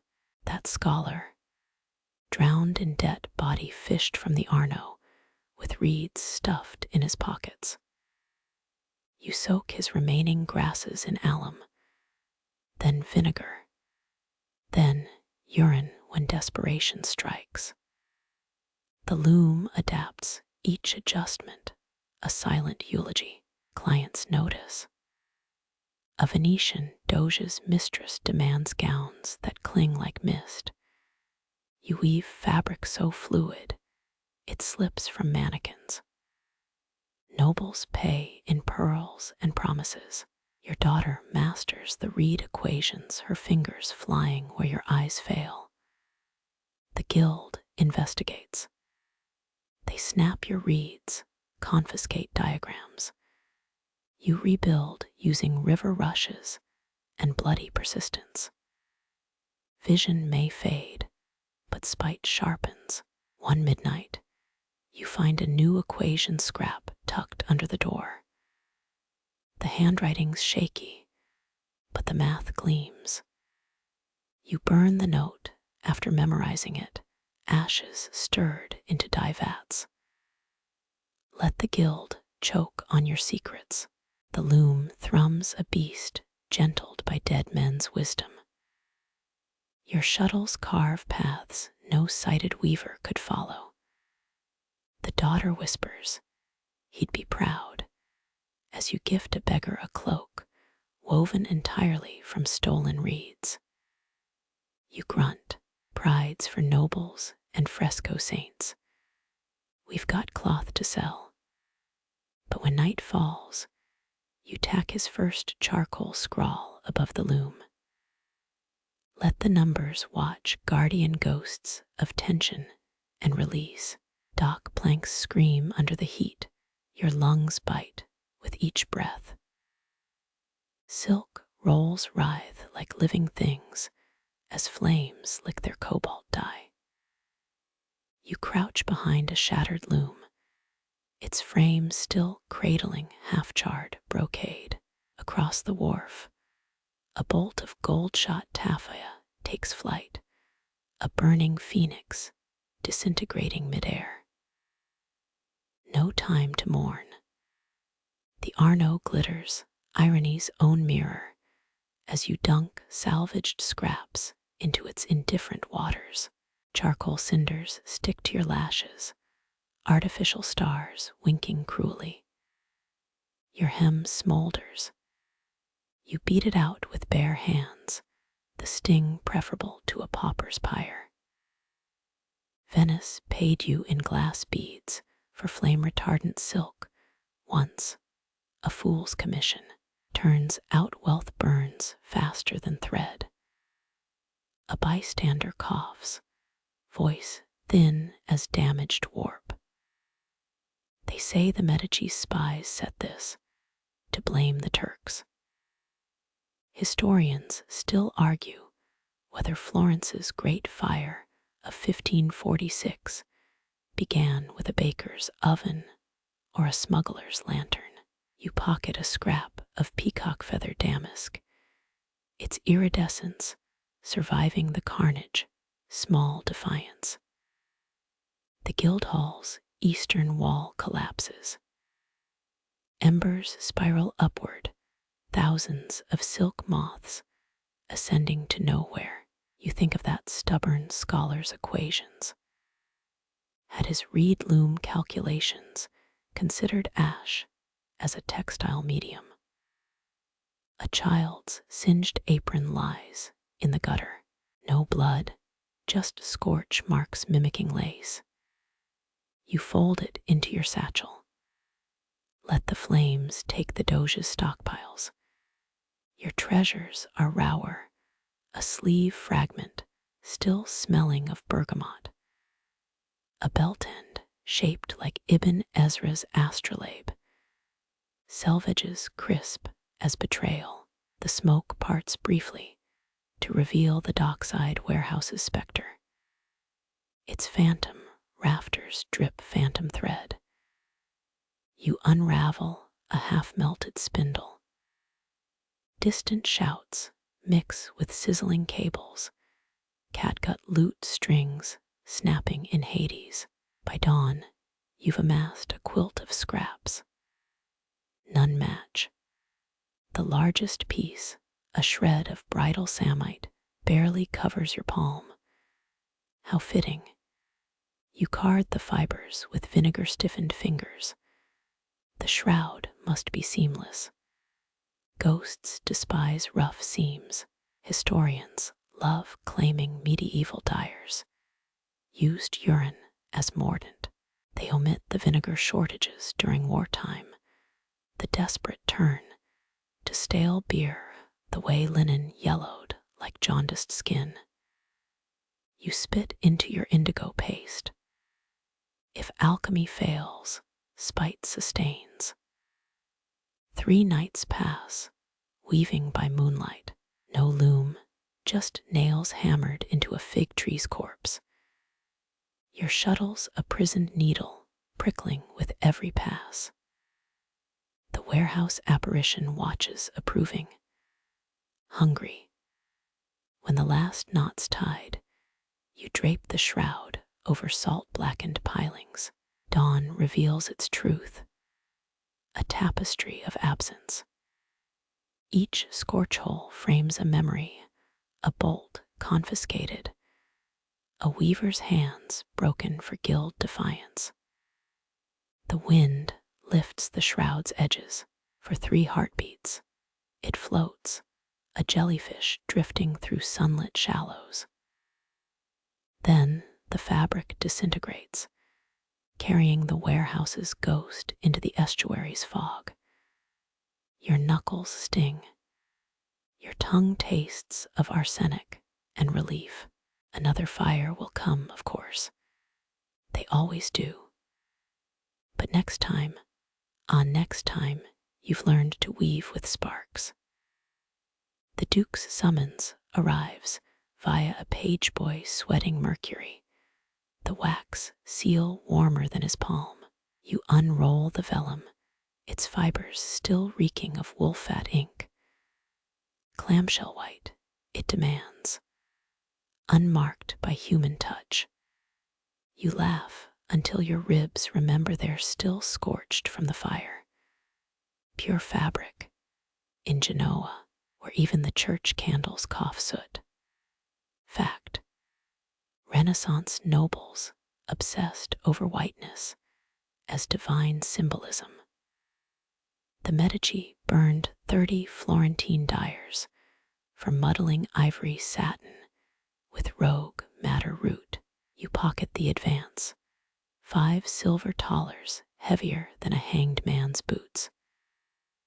The workshop reeks of smoke-damaged flax, but you've pilfered a solution from Marco Polo's journals, trained messenger doves. First lesson, thread etiquette. Doves hate flax. You bind it to their talons with mulberry gum. They retaliate by shitting on your only surviving bobbin. Night 1 ends with feathers in your beard and a half-knotted skein resembling spider vomit. By week's end, hunger outweighs avian spite. The birds learn to glide through warp threads, wings dusted with chalk to prevent static cling. Their looping paths create a twill no human hand could replicate. Chaos mathematics in linen. Historians still argue whether a 14th century French countess wore dove-woven shifts to purify her adultery-scented skin. The real trouble starts with tension. A dove veers left mid-flight. The thread snaps, lashes your cheek like a scorned lover. You switch to spider silk for elasticity. Bad idea. Now cardinals circle your workshop, pecking at the translucent strands. A passing monk blesses you for hosting angels. Delivery day. The ducal steward sniffs the cloth, untouched by fingers, yes, but riddled with molted feathers. He hesitates, then nods. Turns out the Duke's mistress collects HEAVENLY, Chinese letter, weavers, slang for mistakes, sanctified by creativity. You're paid in peppercorns and a backhanded compliment, almost Byzantine. As the caravan departs, a dove alights on your shoulder. Its talons clutch a stolen thread, gleaming faintly with fish-scale iridescence. You let it keep the prize. Some threads deserve to flee their fate. The dockside tavern reeks of burnt almonds and bad decisions. You're here to sell dove flax samples. Instead, a navigator blocks your path. His breath smells like Venice sinking. 3 silkworm eggs, he slurs. Plundered after Baghdad fell. You freeze. The Mongols sacked that city 2 generations back. Silk roads drowned in blood and ash. Yet his palm cradles a lacquer box, tiny holes drilled for breathing. Stole M from a Marseille priest's collection. He hiccups. Swears they're Bomix Mori undead. You roll your eyes. Every drunk claims to own miracle thread. Still, the box hums. A faint vibration gnaws your wrist bones like wasps trapped in a chandelier. Payment. He wants your dove training notes.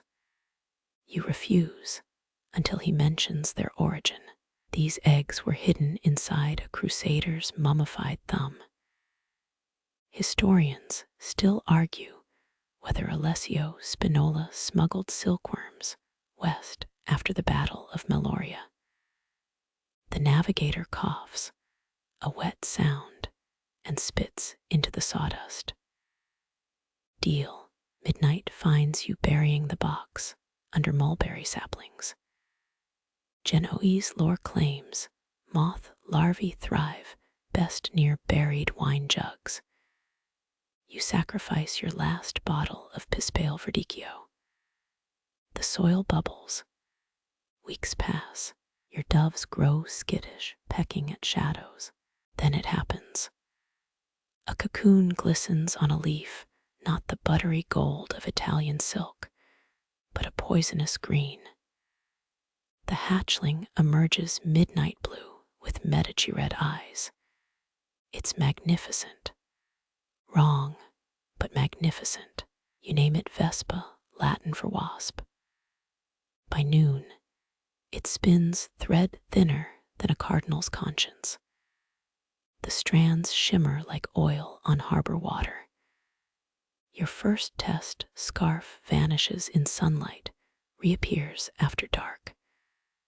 Panic sets in. Marseille priests burned demonic silk during the Black Death. You stash the moths in a disused olive press. They multiply. Their cocoons crinkle like papal decrees. The navigator returns sober, demanding royalties. You offer him Vespa's first handkerchief. At dusk, it dissolves. He screams heresy. You suggest he visit a better tavern. By harvest moon, your mulberries bleed black sap. The moths sing at twilight. A high-pitched whine sailors once mistook for siren songs. You weave a cloak from their filaments. It weighs nothing, holds warmth, turns wine spills into fleeting constellations. A Medici agent appears. Someone talked. She rubs the fabric, her rings snagging invisible threads. This isn't silk, she accuses. You shrug.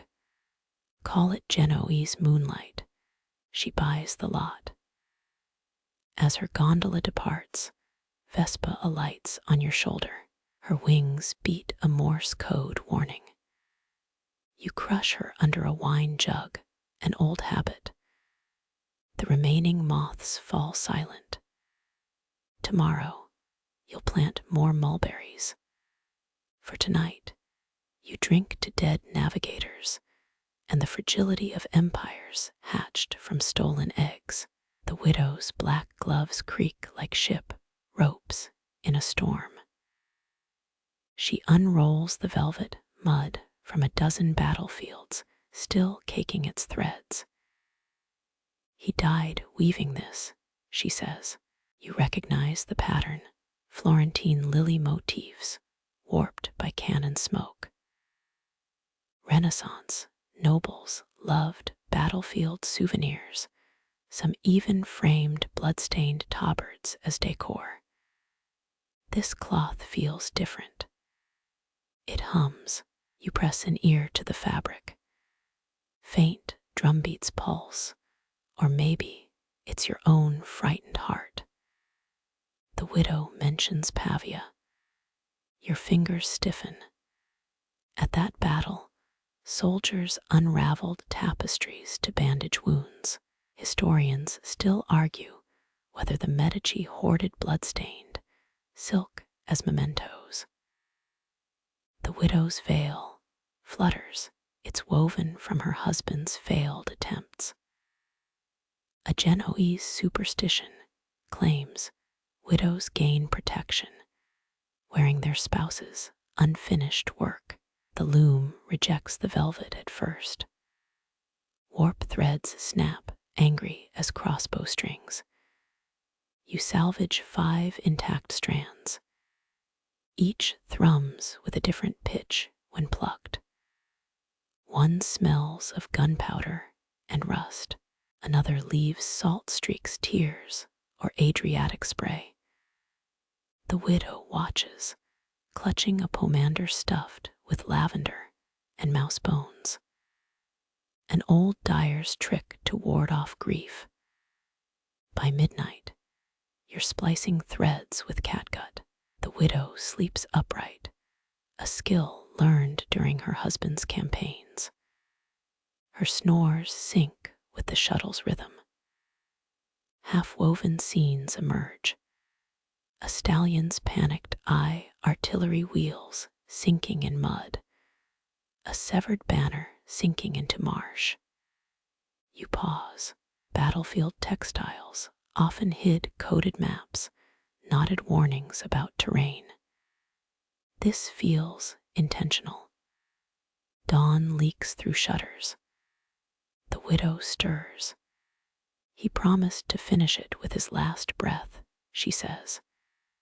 You glance at the nearly completed brocade.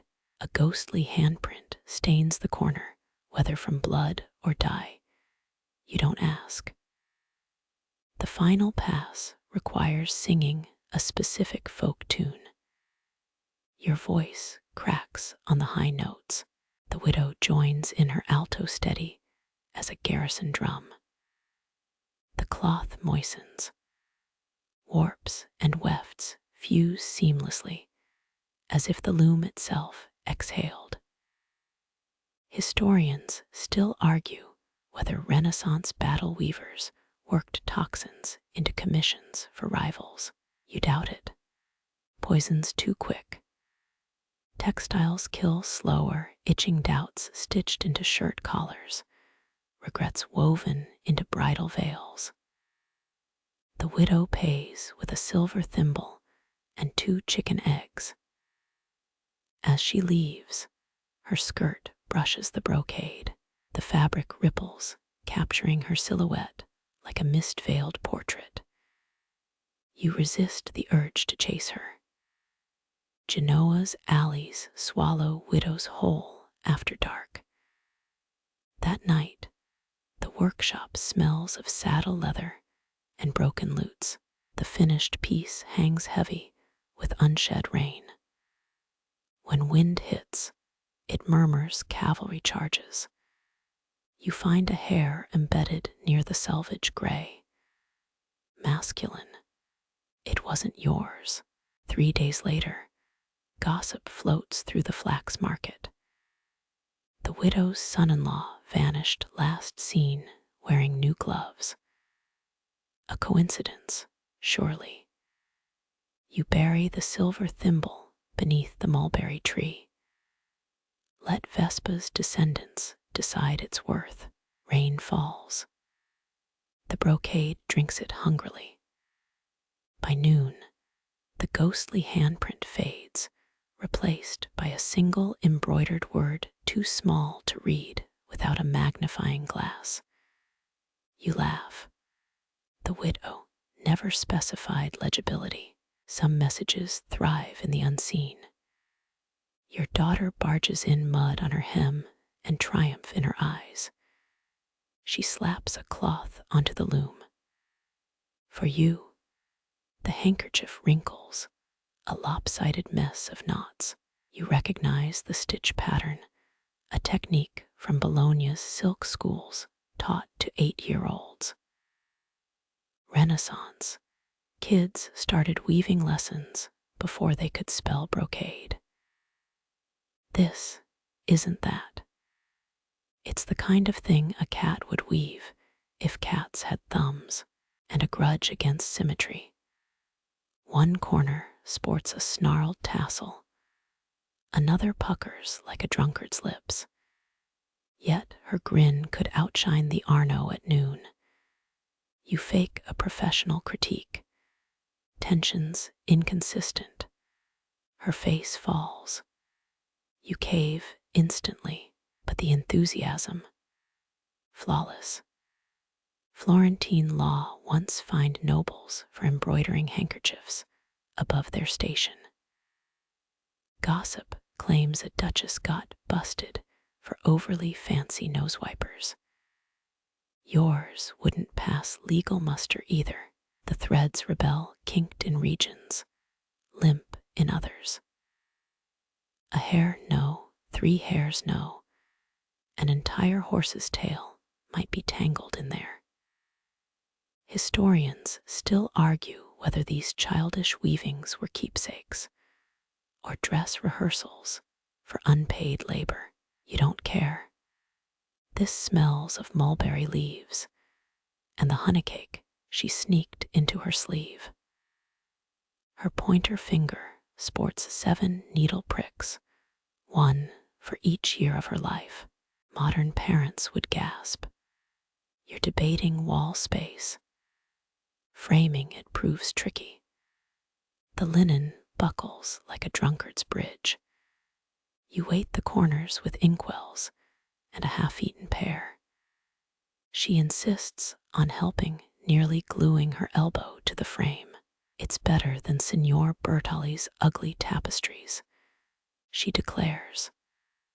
Bertoli's work hangs in the Doge's palace. You make a mental note to never tell him. At midnight, you rearrange your gallery. Masterpieces migrate to darker walls.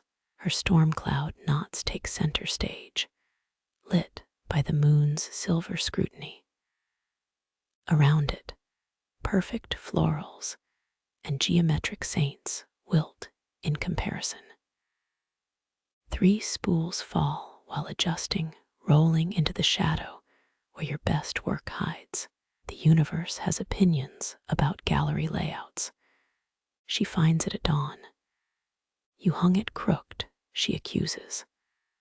A lie. The frames as straight as cathedral pillars, yet you tilt it 5 degrees because perfection's overrated. Her giggle melts the last of your professional pride.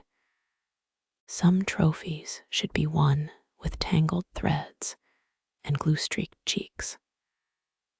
Let the Doge keep his saints. Workers begin snapping needles at dawn, the crackle of rebellion over the Arno's murmur. A dyer's cart tips crimson cochineal bleeding into the river. You taste iron on the breeze. 1789. No, wrong revolt. Florence's silk weavers struck centuries earlier, their names erased from guild ledgers. Your daughter's handkerchief sways above the loom, an heirloom witness to history's spiral. Threads aren't the only things unraveling. The dyer's quarter glows molten with vat fires, their orange reflection lapping bridge stones. A river of silk floats downstream, hallucinatory sleeves tangling around barges.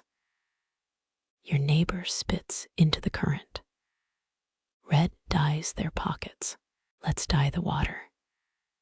Historians still argue whether the Ciampi revolt began over bread prices or a botched bolt of cloth. You retreat to flax fields, their blue blooms swallowing your silhouette. Loom shuttles morph into weapons across town. A boy hurls his through a tax collector's window. Legend says it's still embedded there. You pluck a stalk, its fibers softer than betrayal. Rebellion needs rhythm. Your fingers drum a war chant on your knee. One thread, one breath, a hymn for when words fail. Nightfall brings bargains. The strike leader finds you with mud-stiffened hems. We need banners, she rasps, charcoal smearing her temple. You nod to your daughter's framed chaos. Make them messy. Make them honest. She leaves with scrap linen and stolen indigo. The moon rises, a perfect spindle. Your apprentice appears, palm blistered from hurling stones. They're singing your threading song near the toll gate. Someone threads the river with fishing nets, harvesting sodden silk for reuse. A genius move if you ignore the eel bites. Dawn reveals workers draping banners across the Ponte Vecchio. Crude letters declare, we weave your wealth. A merchant's wife faints, her corset laces traced back to your loom. The town crier chokes on his script. 3 days pass. The river bleeds cochineal, woad, weld. You teach field mice to spin flax, their tiny paws better at rebellion than yours. A magistrate's envoy arrives, offering pardons for information. You gift him a handkerchief. His smile dies at the horsehair tangled within. 72 hours later, workers win the right to slightly fewer beatings. History's compromises reek of vinegar and wilted roses. The guild master visits, stewards in tow. He eyes your daughter's weaving. Primitive, he sniffs. You gesture to his tunic's crooked hem. Your tailor disagrees. His guards flinch, silenced by truth's awkward blade. That night, rebels slip mulberry leaves into officials' wine. Vomiting bureaucrats make terrible oppressors. Your daughter adds a lopsided victory banner to her wall collection. Winter comes early. Frozen threads snap like bones. The revolt's embers fade, but not the hymn. Workers hum it while carding wool, while rocking children, while plotting quieter rebellions. You find a shuttle left in the flax field, rust blooming across its tip.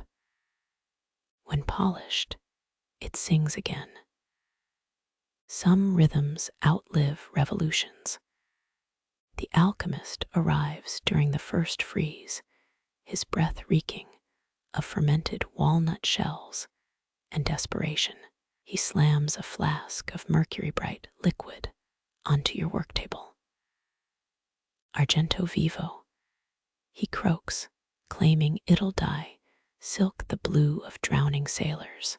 You protest, but winter empties coffers faster than mice devour mulberry leaves. His price, half the profits, and your silence. The vat bubbles with stolen moonlight. You dip a test strip, the silk dissolves. Cobweb lace clings to the tongs. The alchemist swears it's part of the process. 7 failed batches later, you're ready to strangle him with the ruined cloth. A noble's courier interrupts, demanding that eerie fabric from the devil's own loom. Turns out a scrap blew into the Medici gardens. Of course, news spreads faster than sheep lice. Soon, crowds batter your door, pearl-encrusted ladies begging for that tragic little lace. Historians still argue whether the devil's fabric bankrupted 3 dyers or funded a secret monastery. The alchemist vanishes, leaving his poison blue recipe etched onto a chicken bone. You mix the last batch with extra lime. Let it burn their hands. Florence's churches outlaw the fabric, calling it vanity's cobweb. Naturally, demand triples. A duchess wears it to her husband's funeral, wet silk clinging like ghost skin. You stitch warning symbols into the selvage. The nobles ignore them. Someone will die in that dress. You hope it's the husband. Your apprentice discovers the lace dissolves in wine, a useful trait. At the next feast, a cardinal's sleeve disintegrates during communion, exposing his dice tattoos. His scandal outshines the wine-stained altar cloth. Orders double. Winter thaws into mud season.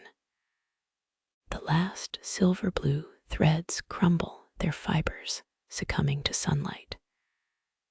Nobles mourn as their status symbols rot. You burn the alchemist's notes after copying them onto 7 scrolls. One day, some other fool will resurrect it, call it vintage. For now, you plant woad seeds in the contaminated vats. Rebellions end. Stupidity is forever. The monk arrives at vespers, slipping through your door like a shadow, avoiding its own shape. His robe whispers against stone, a sound so faint it raises hairs on your neck. They say you spin silence.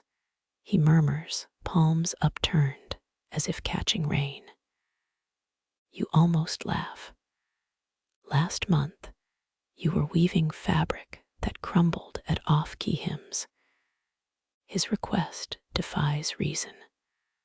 A cloak to muffle the clatter of prayer beads, not velvet, he insists. Something thinner than a nun's conscience. Historians still argue whether medieval monks commissioned such garments for piety or politics.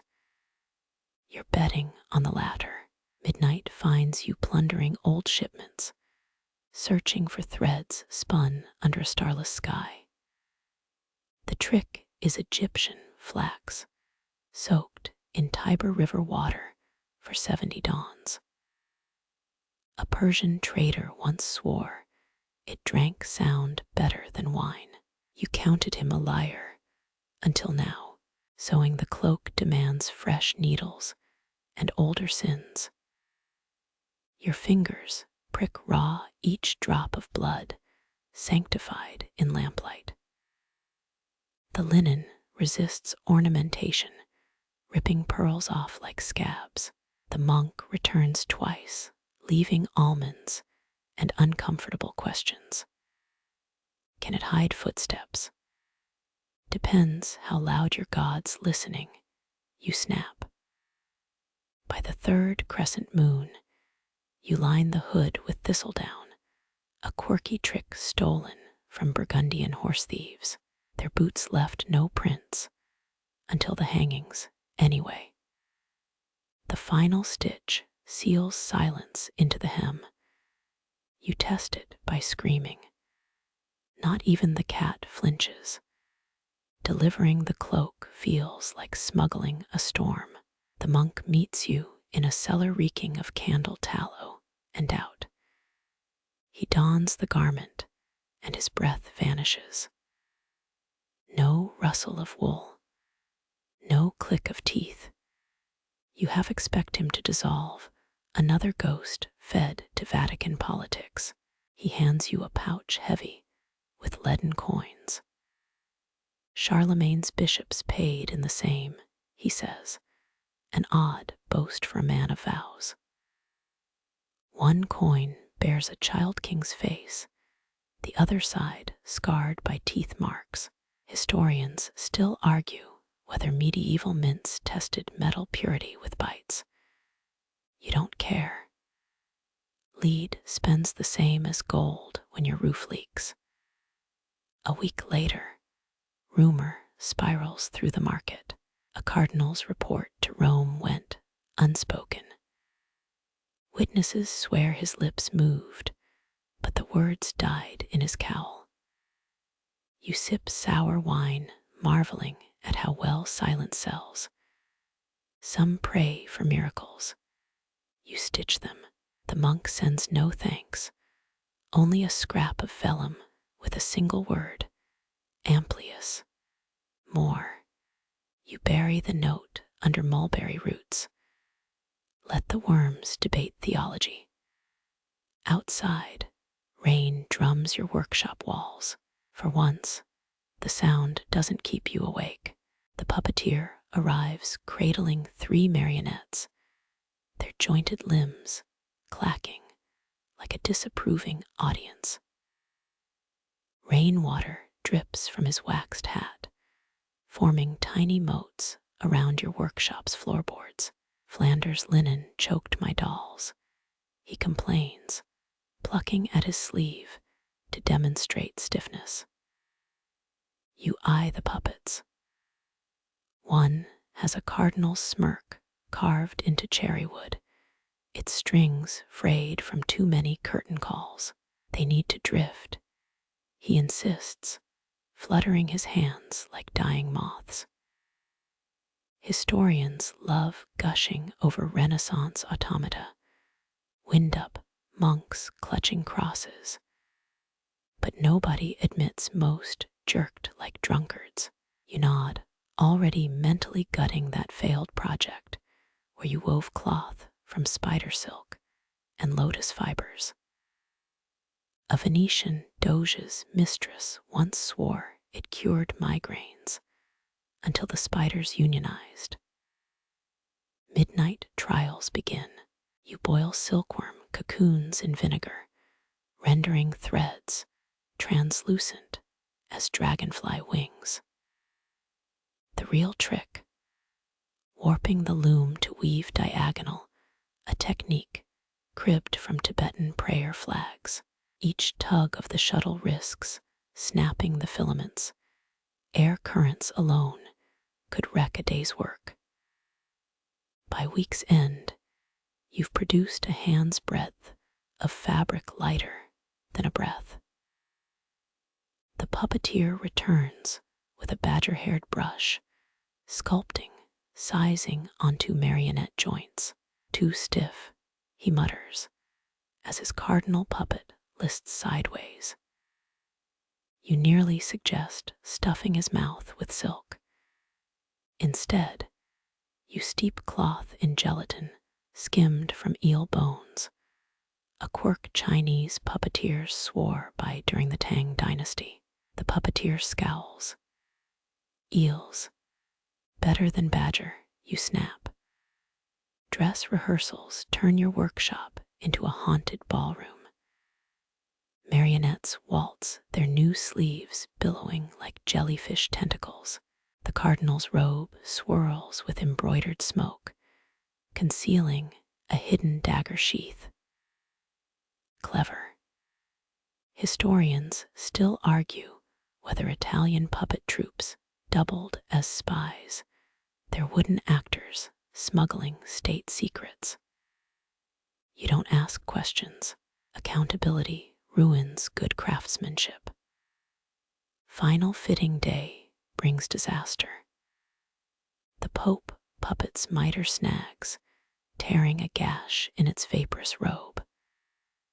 You mend it with threads pulled from a moth's cocoon, a fringe method even your grandmother called reckless. The puppeteer watches, smearing goose grease on control strings. Make it survive a fall from 2 stories, he demands. You calculate the drop. Depends if your Pope repents midair.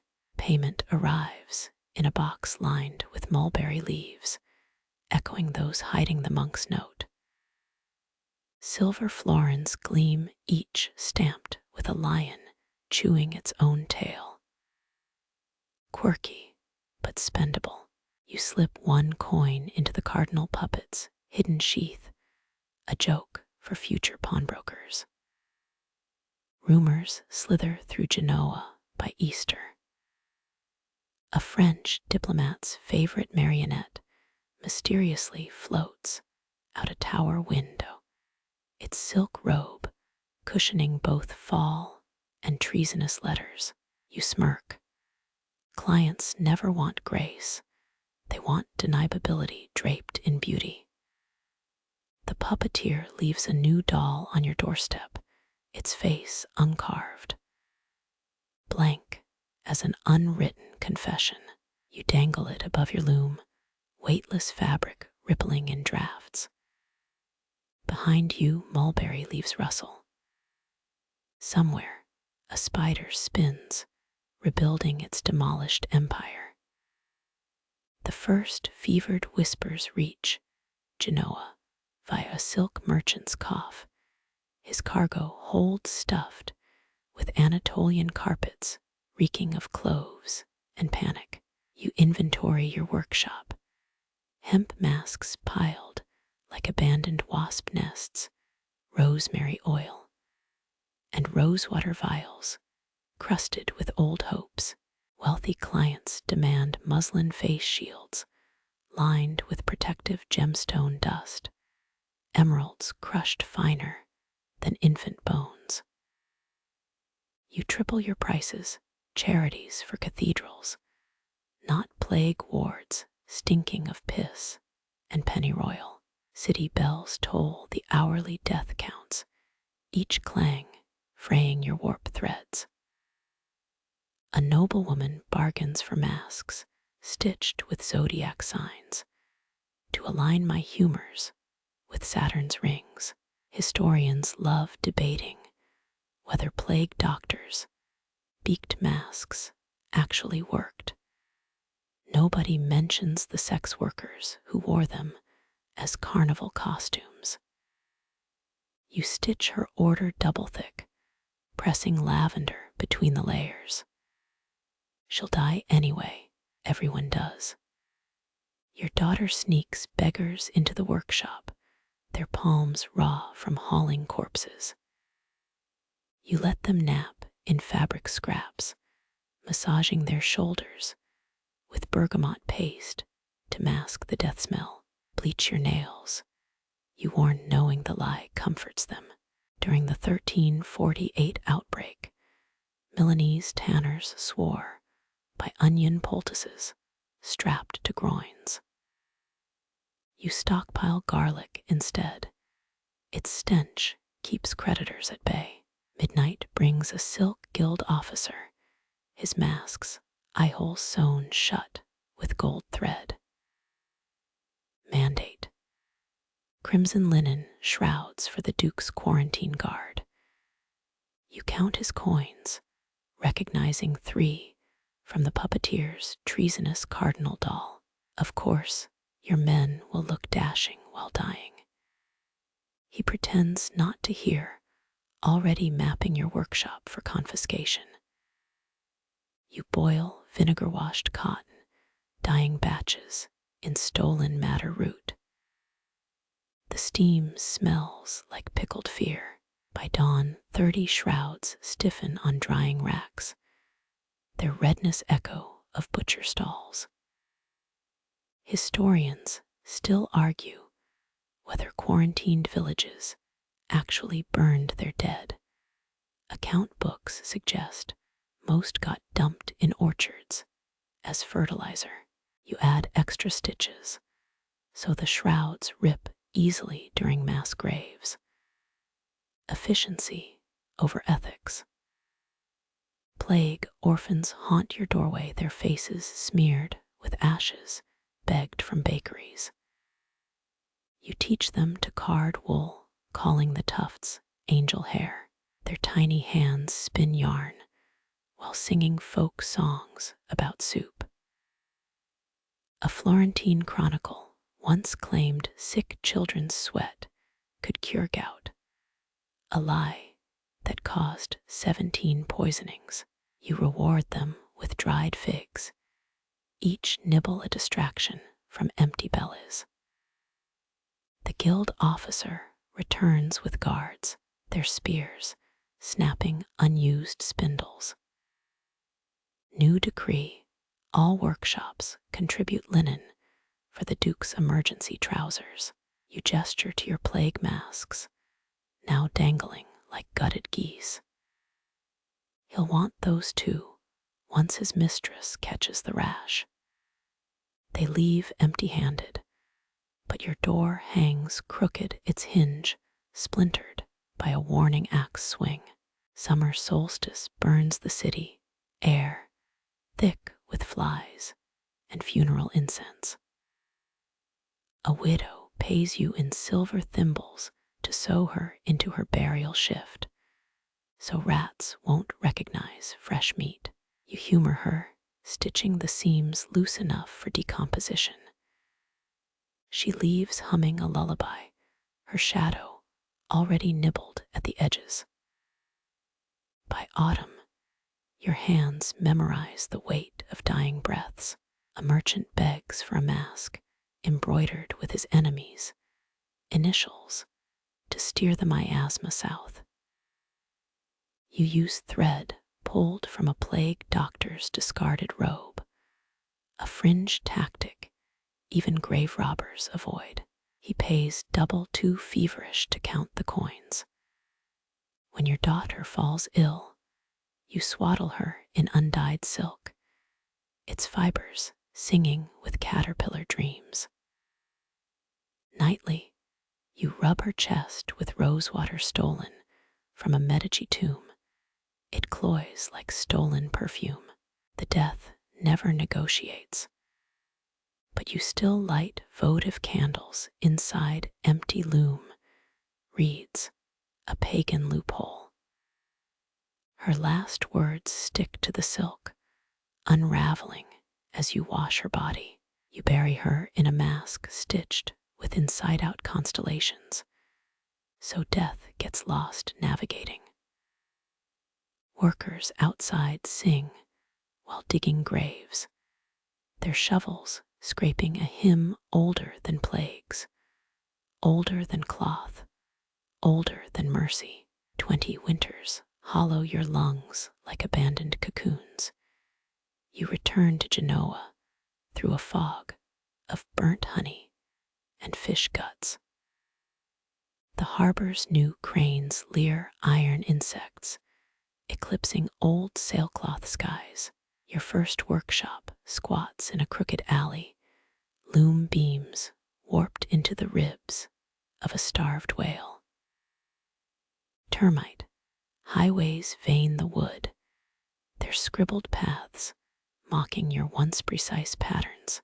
Historians love debating whether Genoa's silk collapse came from plague or Venetian tariffs. You kick a sawdust heap, unearthing a child's rusted thimble. Lichen paints the walls, green as rotted copper.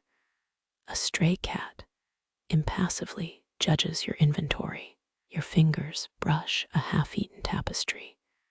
Termites have reimagined lilies as skeletal hands. Merchants once paid extra for moth-repelling cedar oil. Turns out the bugs just preferred taste testing Medici velvets. You pocket a surviving shuttle. Its notch still holds a strand of your daughter's hair, silvered by time. A vinegar seller recognizes your walk, back to spin ghosts into gowns. His cart rattles with pickled kelp and Bordeaux failures. You trade him the shuttle for 6 vials. Souring agents work better than holy water against woodworms. Local legends claim termites built a cathedral spire in Pisa during the 1321 drought. Architects call it masonry. You call it theft. Damp air clings to your Loom's corpse. Each warped thread hums a lullaby for dead apprentices. You peel up floorboards, revealing mouse nest ledgers from YOU, Chinese letter years. Numbers blur, 34 bolts commissioned, 12 wages stolen, 1 stillbirth shrouded in scrap brocade. The guild seal stamped on receipts has been nibbled into a grinning skull. Nightfall brings a knock, a glassblower's daughter clutching moth-eaten samite. They say you wove a veil that choked a doge mid-sentence. Her coins smell of furnace ash and desperation. You stitch by candlelight, reinforcing weak spots with hairs plucked from your own head. Historians still argue whether Renaissance wigs caused more lice outbreaks than brothel pillows. Comparisons feel pointless at midnight. Dawn reveals the termites' true masterpiece, entire gospels chewed into a support beam. Matthew reduced to pulp revelation, buzzing with fresh hatchlings. You press a palm against the wood, feel their jaws rewriting scripture into indefinite participles. Salt won't save it, sugar might lure them elsewhere, but Genoa's too bitter for sweet exits. Rain leaks through new gaps in the roof, each droplet staining silk, samples into tea-stained maps. Your knife carves the loom into kindling, splinters pricking your wrists like vengeful needles. A beggar drags away the least-rotted plank. Later, you'll spot it propping up a sausage cart. Commerce endures. By noon, you're threading a borrowed loom across town, its heddle stiff from disuse. The termite tapestry smolders in your hearth, its smoke smelling suspiciously of paprika and self-pity. Someone's child laughs in the street, a sound uncannily like a shuttle flying true. You whisper calculations to the empty air, 20 years, 4 months, 13 days, and begin again. You knot the final thread on a Milanese merchant's damask sash, his third mistress, apparently keener on floral motifs than discretion. A knock jars your borrowed workshop, 3 guards in liveried green, hauling a trunk that reeks of lavender and panic. Their helmets can't hide apprentice boy cheeks. You'd bet 2 silver soldi they've never drawn blood. The Duchess requires discretion, stammers the tallest, dropping the chest with a clang. Inside, birthing sheets crusted in afterbirth and treason, twin-sized swaddling bands embroidered with the viperine crest. Every Genoese brat knows the viperines, executed last century for poisoning 3 popes and a prized falcon. Their sigils band embroidery, a snake coiled around a shattered mitre. You press a linen scrap to the window. Sunlight reveals the threads. silver-gilt venom ducts, minuscule blasphemies in the serpent's scales. Duchess Bianca's twins squall fresh from the womb, their first swaddle a death warrant. Guards hover like nervous herons. You shoo them out with promises of mulled wine. Historians still argue whether the real viperin poisons were almond extract or crushed death cap. Caps, you're more concerned with salvaging silk, the secrets in the mordant, urine-aged alumbines, dyes tighter than guilt. You dunk the fabric in a vat of stale porter. Hop acids eat away scarlet treason faster than holy water. One swaddle resists, its border stitched with mercury-doped vermilion. Tudor queens loved that pigment despite it melting their portraits. Flesh, nobilities always traded beauty for ruin. A Gilgameshesque goat bleats outside, its milk curdles in the alley pail. You trickle the sourness over the stubborn dye, watched threads unravel into rust. Local nuns swore goat curd dissolved lies. Looks like they weren't just selling cheese metaphors. Dusk bleeds through shutters. You're down to the last band. The Duchess's note insisted thread counts above 600 per inch. The true luxuries, how fast treason scrubs clean. Moonflower essence masks the lie stench. You hum a lullaby the viperins supposedly sang to their executioner. Halfway through, you realize it's just a tavern ditty about pickled onions. Footsteps echo at midnight. Bianca herself sweeps in, sweat still gluing hair to her temples. Noblewomen's birthing chambers usually reek of rose, and myrrh she smells of iron and wet nurse's milk. 3 days, she hisses, tossing a ruby pouch onto your bench. Coins spill 37 ducats and a molar. You don't ask. Silk ripples under your needle, bleached patches need reinforcing. Venetian glass beads hide the weakest threads, arranged in constellations even Medici astronomers would miss. Rumors claim a Ferrara courtesan wove lovers' letters into her undergarments, thread so fine it took a magnifying lens and heartbreak to read.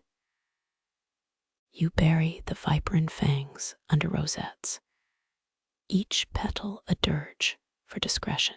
By dawn, the wedding veil floats like a sanctified cobweb, innocence stitched back with surgical precision. The guards return, sniffing for heresy. You offer them black tea laced with chamomile and plausible deniability. They leave carrying purity wrapped in goose-down tissue. You pocket the molar. 2 years later, spies will whisper how Duchess Bianca's daughter choked on a necklace pearl, its clasp shaped like a tiny, laughing snake. The tailor's boy brings your order coarse northern linen dyed with walnut husks. Church law demands simplicity for paupers. Shrouds, no stitch, may suggest vanity's last gasp. Your hands shake. Fever's been gnawing your joints since the first frost. Historians love debating medieval burial textiles.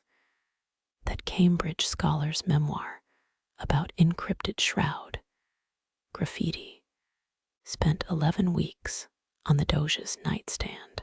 You've read cheaper kindling. Needle pricks blend with age spots, calligraphy of a life spent weaving. The commission specifies no adornment, as if death needs help erasing you. But rebellion blooms in the margins. Your thimbles hollow hide scraps from grander projects. Ottoman gold thread, shaved lapis lazuli, one strand of Duchess Bianca's pearled hair. Stewards who inspect the cloth see only penitent gray. They miss the spider silk guide, stitches forming lupus, and corona borealis. 16th century nuns in Marseille wrote of a thread martyrs. Heaven weavers shrouds, mapping celestial escape routes. You not Lyra's lyre, using the melody from your daughter's lullaby, the one she hummed while stitching that storm cloud handkerchief. Coughs rattle your ribs, each spasm tightens the embroidery hoop. A stitch pierces your thumb, the drop of blood becomes Antares. Midnight snuffles at the window. Apprentices gifted you a lame rooster for company. His one good eye glints as you unpick the shroud's hem. Byzantine silk traders hid prayer scrolls in their funeral wraps. Turns out heresy, so smoother than benedictions. You slip charcoal sketches between fabric layers, the viperine serpent devouring a cardinal's hat, the alchemist's cobweb lace, Bianca's molar tucked where your liver used to ache. Dawn's vinegar light reveals your handiwork, constellations visible only if held to a comet's trajectory. The tailor's boy returns, nose scrunched at death's musk. He mentions a Florentine dealer requesting crimson velvet. You wave him off. Tell death I'm mending, you lie. Historians still argue whether Bologna's threadbare saint wore a coated shroud. Her corpse allegedly flickered with star maps when candlelit. You work until the rooster crows backwards, thread count tripling the Pope's bedsheets. The final knot cinches as your left lung collapses. Shadows pool like spilled ink, a last joke flickers. At least plague corpses don't critique embroidery. 3 priests later, they'll debate the strange shimmer in your gravecloth, whether moths or miracles ate those wholly approved fibers. The rooster pecks at your dropped thimble, trotting circles around the half-finished lyra. Across Genoa, a dozen weavers sneeze blue lapis dust, unknowingly inhaling your revolt. The Loom's skeleton warps in the rain, cedar groaning like a widower's bed. Termites abandoned it years ago, too much indigo in the grain. Your rooster perches on the broken treadle, pecking at phantom threads. Historians love obsessing over the great stink of 1666. But textile rot has its own musk. Wet wool and dead fireflies. Moths swirl where the warp beam once spun, their wings powdered with what's left of Duchess Bianca's gold. You tried poisoning them last spring, rosewater and arsenic cocktails. They drank it like nectar. Now they're back, fatter and glossier, shedding iridescent dust on your daughter's storm cloud handkerchief. Some swear certain moths carry souls. You're betting yours hitches a ride straight to hell. Sunlight cuts through the sagging roof, chessboard patterns on your swollen knuckles. You attempt one final throw shuttle rhythm. The heddle collapses mid-gesture. Termite-scarred wood flakes like communion wafers. At least, the saint of spools got a marble tomb. Your shrines just moth shit and splinters. Rain soaks through your clogs. The cold feels correct. You tear a strip from your constellation shroud, wrapping it around the rooster's gammy leg. He squawks what might be thanks, or a demand for breakfast. Across Genoa, apprentices whisper of haunted looms singing at night. You suspect the moths are chewing hymns into the beams. The last intact thread snaps, a middle C vibrating in your molars. Your daughter's ghost hums along, off-key as ever. Historians still argue whether Renaissance weavers wove crypto-heresies into bridal veils. But you know the truth hides in unraveled edges. The rooster flutters into your lap, his one good eye reflecting the dying loom. You cough, a moth flies from your mouth. It joins the swarm above, carrying the taste of blood and lapis lazuli. They rise through the rotten rafters, a living tapestry dissolving in the storm. Your fingers twitch, still hearing the phantom shuttle. The rooster crows. The moths scatter. Dawn licks the ash and finds nothing left to burn. The loom's bones creak under the weight of drizzle. Cedar groans softened to lullabies. Even termites refused its bittersweet marrow. Too much dye, too many memories. Your rooster nestles into the splintered treadle, preening feathers that still gleam like lost coins. Scholars chatter about centuries-old plagues, but rot has its own poetry, damp linen and silent wings. Moths drift where gold thread once shimmered, their bodies dusted with remnants of Bianca's crown. Last year's poison brew, rose petal steeped in bitter draughts, only made them thrive. Now they float thicker, brighter, settling on your daughter's mended handkerchief. Some say moths ferry spirits between worlds. You hope yours finds a quieter sky. Pale light filters through gaps in the roof. Checkerboard shadows graze your tired hands. One last attempt to weave. The heddle splinters like burnt sugar. Termite-chased wood crumbles to sweet-smelling powder. Saints rest in gilt-lined chapels, your altars just moth dust and whispered prayers. Rain seeps into your shoes, cold as a forgiven sin. You unknot a thread from your star-strewn shawl, binding the rooster's crooked claw. He murmurs something between a hymn and a scold. Beyond these walls, new weavers spin tailies of singing wood. You imagine hums woven into the grain lullabies for the sleepless. The final thread quivers, a note hummed deep in your jaw. Your daughter's voice curls through the damp, still stumbling through the chorus. Academics dissect hidden messages in bridal silk, but secrets live in frayed seams. The rooster tucks against your chest, his eye holding the last glint of daylight. A cough, a moth flutters free, wings tinged blue as forgotten dyes. It spirals upward, joining the dance above. Together, they thread through broken beams, a tapestry unwinding into rain. Your palms hover, still tracing rhythms only ghosts recall. The rooster croons, wings dissolve like smoke.